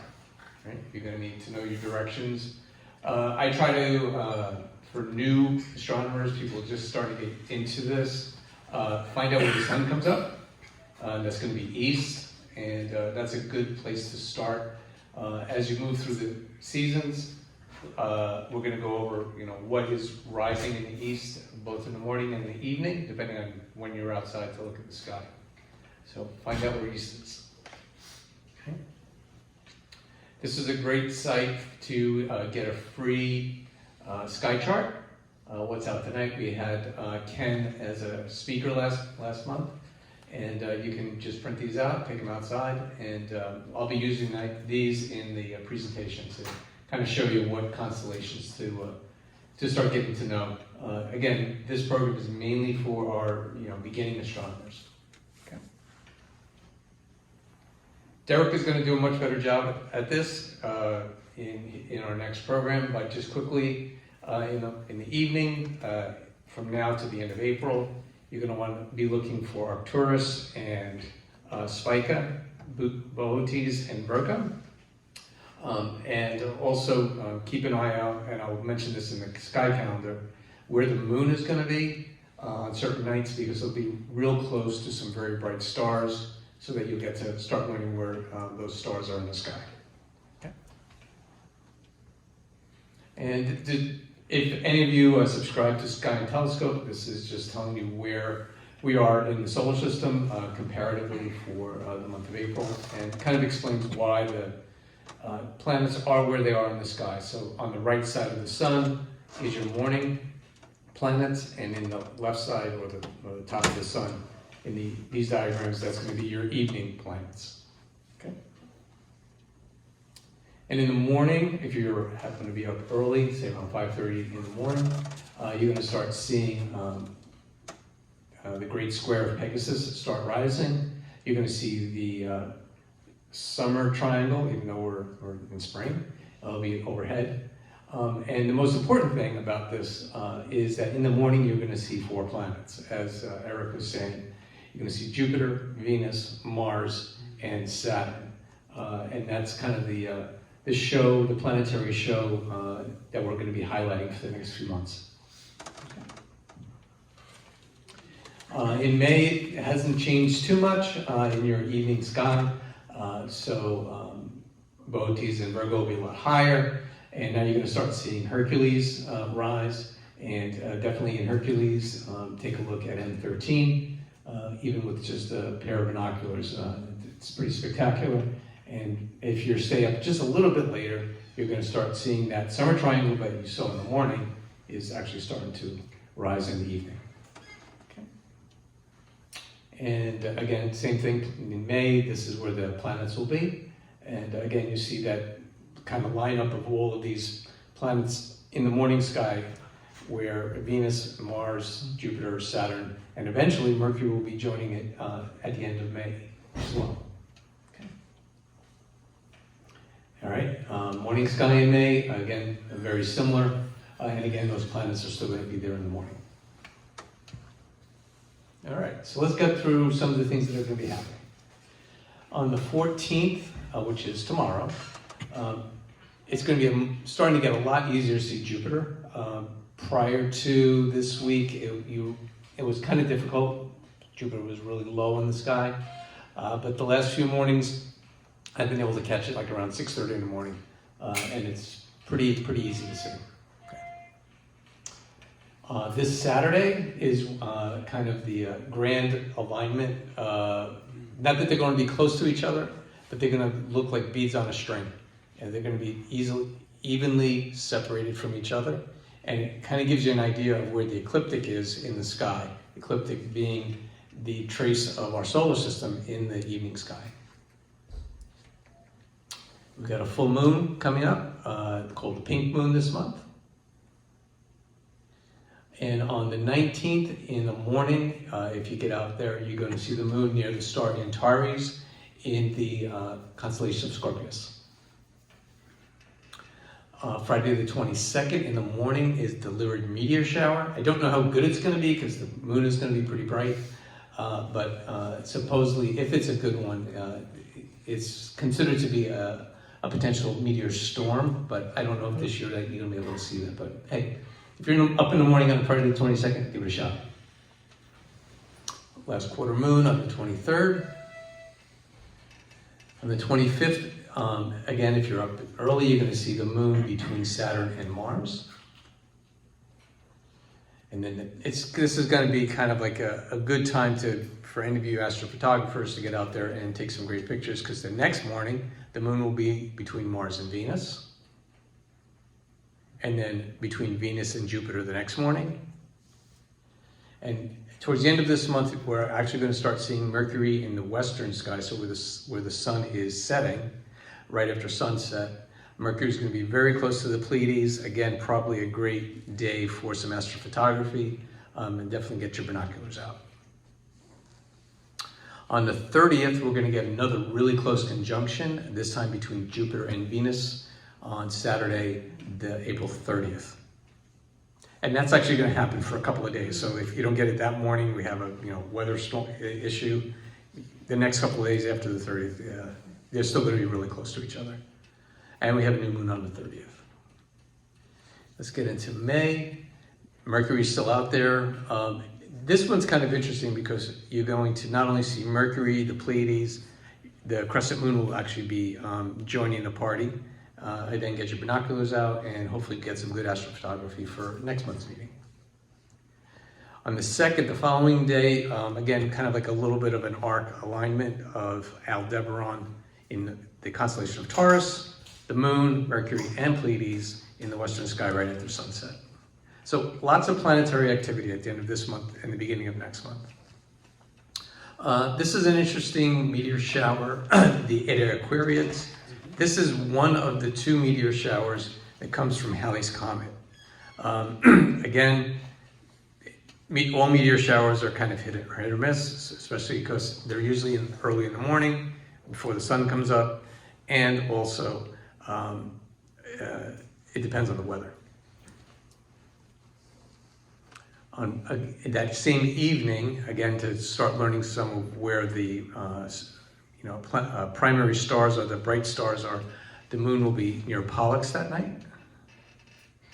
Then we have a first quarter moon, another great time for astrophotography. First quarter moon is a great time to photograph craters on the moon because you'll have great shadows. On the 9th, the moon will be near Regulus. I think that's the last one. Yep, okay. Free internet resources, check all of these out. Again, if you're just learning, great places to start getting to know where things are. Especially the last one is our CFAS Facebook public fan page. If you aren't subscribed to it and you're on Facebook, definitely check it out because we try to put a lot of beginner information up there, telling you what's up in the sky either that day or coming up that week. And I think I'm turning it over to Derek. There you go. All right, thank you, John. So thank you. Yes, John Pinto. We are going to go ahead and go full dark now. So for the next 5 to 10 minutes, if we want to make sure to, if you can stay inside the planetarium, that would be great because we want to make sure that everything is really nice and dark here inside the planetarium.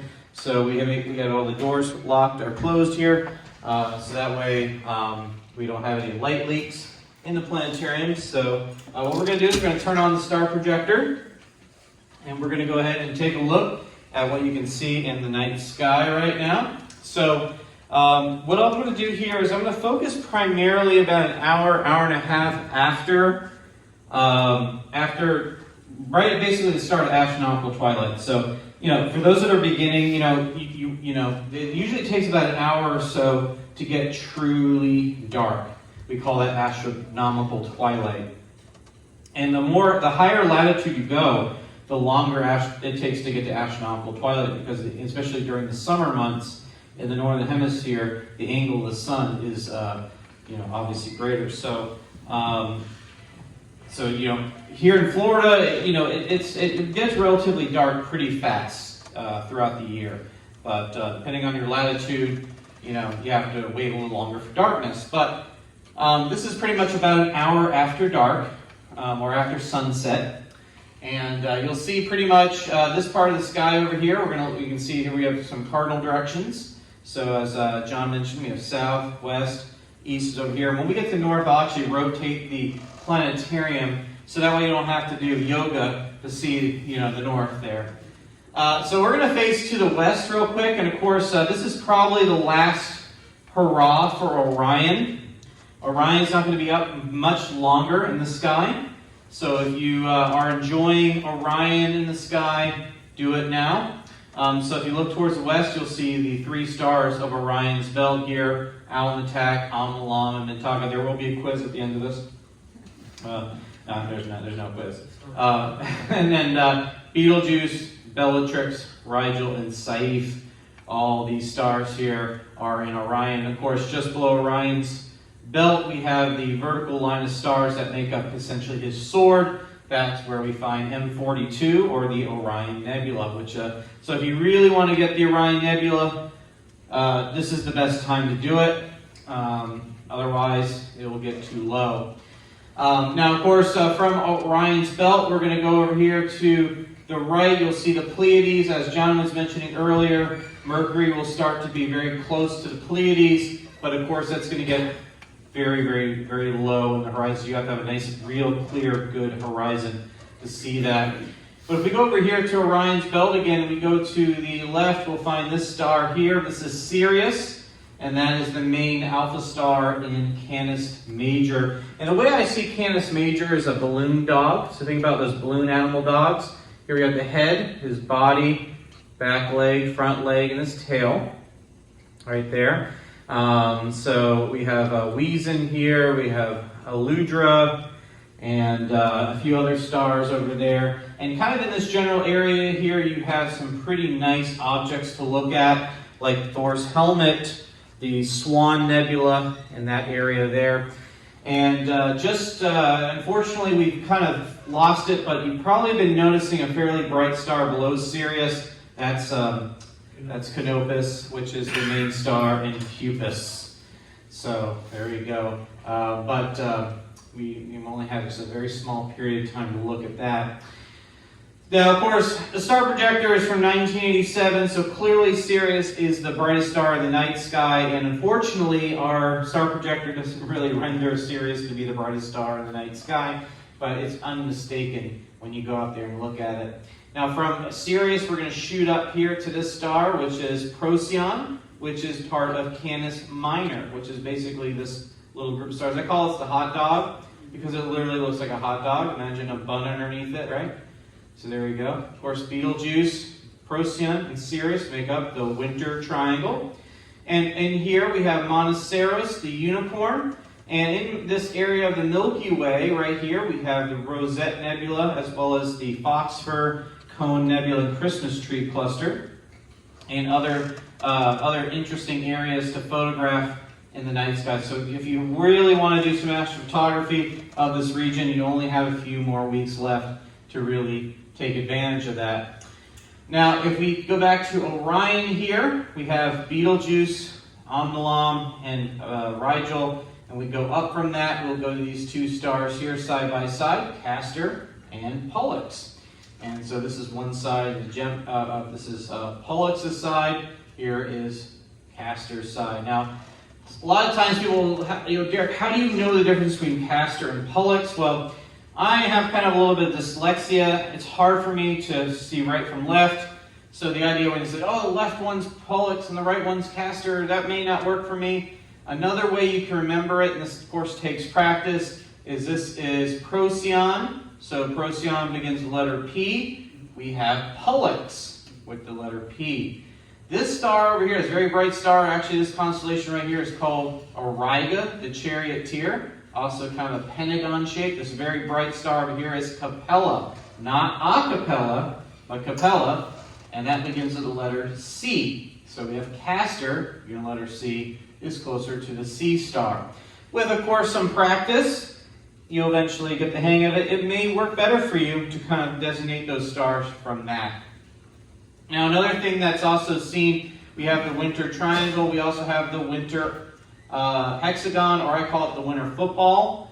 We have Castor or Pollux. You can use either one, to Procyon, to Sirius, to Rigel, to Capella and back. So that kind of makes that, yeah, and Aldebaran. Yeah, I don't generally use Aldebaran this time of year because it's getting pretty low, but you can also use that. So yeah, this is the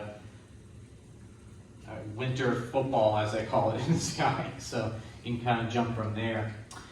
Now, towards the top of the sky, which of course we call the zenith, so up here at the very top of the sky, we have some interesting objects. So we look to the south, all the way up to the top, we can see the Captain Hook's hook. I call this the pirate hook shape, or a lot of people see this as a backwards question mark, but you know, let's be honest here. That to me, I see more of a hook shape. This is the head of Leo, the lion. So we have Leo's head here with the star Regulus right there. Coming back here, we have these two stars. We have Zajma, and we have Denebula. And Denebula is the tail of the lion. It's literally what it translates to. And from Zajma down, you'll see these two stars right here. Right in this triangle, in this area here, is where you could find the Leo trio of galaxies. And so this is a great area, a great object to photograph in this part of the sky. Now from Leo's head, we look to the right. Imagine Leo's face. You're going to use your imagination. It could be a cowardly lion. It could be a happy lion. It could be a hungry lion. That's actually what I'm seeing here, because right over here is Cancer the crab. Our lion's hungry for some crab. So here are the two, these are the eyes of the crab. Here is one pincher, another pincher. And these stars kind of make his legs. But inside the middle of Cancer is a really nice cluster called the Beehive cluster. The Beehive cluster. And actually using averted vision, looking over to the right or to the left of it, but focus your attention in the middle, you'll see kind of a hazy patch of stars, which is the Beehive cluster. And this is a fantastic object to look at with a pair of binoculars. In fact, if you're starting off in astronomy, best thing to really start off with is your eyes or a pair of binoculars before moving into a telescope, because that will enhance and really fine-tune your knowledge of the night sky and kind of where to look. And it's amazing what you can see even with a modest pair of binoculars. So you don't need anything gigantic like 20 by 80 binoculars, you know, just a basic, you know, 10 by 50 or 10 by 40 or, you know, something, you know, decently, you know, a modest pair of binoculars will do you just fine. All right, so now the next constellation, this is a little bit more tricky, but just below Leo's head right here, we can see there is kind of this little group of stars at the head of Hydra. And this is Alphard here, not Alphart, but Alphard right here. So this is Alphard. This is the main star in Hydra, and it snakes all the way down this way. So Hydra is one of the longest constellations in the sky. And over generally in this area over here is the galaxy M83, or the Southern Pinwheel Galaxy. But what we're going to do now is we're going to go ahead and move the sky around a little bit. If anyone gets motion sickness, please close your eyes. Housekeeping doesn't clean up here. I do. So I don't want to have to burn any space debris or space dust, as our main speaker mentioned earlier, in the planetarium. In fact, actually, I really appreciate that when you leave, to make sure to take all your trash with you that you brought in. So I really appreciate that. But when we look over here towards the southeast, we're going to see a constellation just rising. It kind of makes a diamond shape right here. This is Corvus the Crow. And the way I see a crow, this is his head, there's his back and his tail feathers, and he's kind of sitting, and maybe his leg there.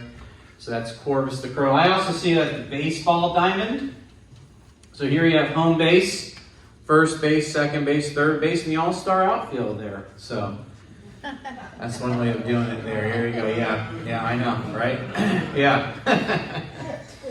Now we're going to go ahead and continue over to towards the east, and you'll see kind of towards the northeast, you're going to be able to see the constellation of Ursa Major.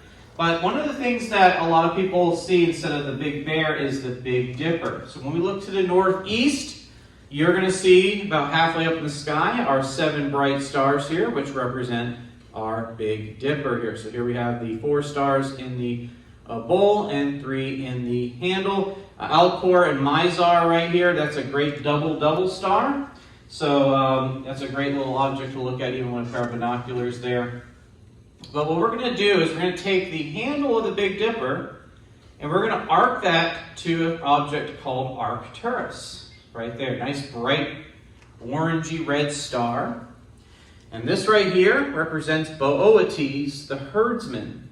So this, I see kind of an old-fashioned kite shape. So here's that frame of the kite, and then the tail of the kite coming off from Arcturus there.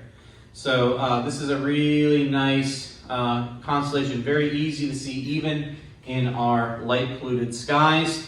And if we take this star, which is Izar, right here, and go down, we come to this group of stars right here. This is Alphecca or Gemma. It's one or two of the names. This is Corona Borealis right here, the northern crown. Kind of makes a U shape right there. And Hercules will be just rising underneath that. So we're kind of moving into the main spring, early summer constellations. Now, going back to the Big Dipper over here, we have a lot of objects. We have M101, we have M51, we have M81, 82. We have lots of different, in fact, right here is Canis Venatici, the hunting dogs. All this area here is great for galaxies. If you were to use your telescope, this whole area of the sky is just littered with galaxies in the sky. So, great area. There's the Owl Nebula, there's the Hockey Puck Galaxy, there's the Whale Galaxy. I mean, the list goes on with the amount of galaxies that you'll see. Oh, I forgot to mention too, here we have Arcturus, and then we have Spica over here, which is part of Virgo. And this part of the sky is also littered with galaxies. Mercurian's chain, which is a chain of galaxies, are found here. Over by Corvus is M104, the Sombrero Galaxy, or the UFO Galaxy, which I prefer its name, the UFO Galaxy, because, you know, that sounds cooler in my opinion. So again, this whole swath of the sky here, as we look further away from the part of the galactic plane of our galaxy, looking into intergalactic space, we'll be able to see all those different galaxies in the sky. Now, finishing up our sky tour here, we're going to head over to the north, and you're going to see, if we go back to the Big Dipper, we'll see the two stars at the tip of the bowl here, Merak and Dubhe. These two stars act as pointers. They go down to this star here, which is Polaris. And Polaris is our reference star. And of course, the reason why North Star is the most important star in the sky, it's only the most important star with relationship to navigation and position, right? So when you measure the angle from the horizon to Polaris, it will give you a pretty much approximate latitude number. So it's about 28 degrees here in central Florida. And of course, the early explorers, before they really understood longitude, what they would do is they would generally go north and south to their desired latitude, and then go east or west and continue making sure that the position of either the sun or Polaris would remain the same. Of course, we got more accurate readings when we started using chronometers and other things like that on boats and ships to be able to measure longitude. But that's generally what they did before the invention of longitude, or the understanding of longitude, I should say. But the other benefit, of course, of Polaris is the fact that to the naked eye, Polaris doesn't move. It stays pretty much fixed as the rest of the sky pivots around it. And it has to do with our Earth's axis. Our Earth's axis currently is pointing very close to Polaris. But actually, in cases of telescopes, Polaris does make a very, very, very small movement in the sky, and we have to actually compensate for that to get a very good tracking with our telescopes. So, but to the naked eye, pretty much Polaris looks like it stays in the same spot, making it a very reliable positional star to get our bearings in terms of our directions. So course, if you're facing north here, 90 degrees to your right would be east, behind you would be south, and 90 degrees to the left would be west. And one of my favorite ways to remember that is never eat soggy waffles by starting at north, going clockwise. So, you know, that's the only thing you're going to remember in this whole tour is never eat soggy waffles. Some of you like soggy waffles, so maybe never eat shredded wheat or never eat sour worms. I mean, whatever works for you. It's all good. So, but anyways, that's pretty much what we currently have in our sky. I could go through the whole night, but I don't want to inundate you with so many stars. Of course, the nice thing about this is, you know, as Richard mentions in the past, you know, it's very nice that we get to meet in the planetarium. So, you know, month after month, we'll see a slow progression of the stars as they change. So next time we meet here in the planetarium, we'll take a look at some of the other things you can see. So go outside about an hour after sunset. This is the sky you'll see, and yeah, happy observing, everyone. So what I'm going to do now is I'm going to slowly bring the lights back up. So we're going to start with red light this time to preserve our night vision a little bit. And while we're readapting to the light again, I'm going to pass it over to Richard. Yeah, so there you go, Richard. Thanks, Gary. I will say it again, I love having an astronomy club that meets in a planetarium. That is the coolest thing, is having our stuff. And I know a little bit about what's coming when the planetarium gets remodeled, and you will be impressed. I promise. You know what? A benefit of being a member of CFAS, you get to attend planetarium shows here for free, anytime. So come out and visit the planetarium and get a full-length show from Derek. As a CFAS member, you get free admission to the planetarium always. So this is our home. It's pretty cool. Anyway, our first meeting back in the planetarium and in person since the Christmas party, which wasn't in here, but we get a little bit of a break for the Christmas party. So I'm very excited. Hopefully we're on a good trajectory and we're not going to get shut down again, et cetera, et cetera. So welcome back to the planetarium again. Thank you for coming out tonight and giving your time to us. And I hope that you enjoyed the presentations. I know I certainly did. And it was great to see a lot of you a little more three-dimensionally than I have lately. So have a great night, great month. Stay safe, be kind, and keep looking up.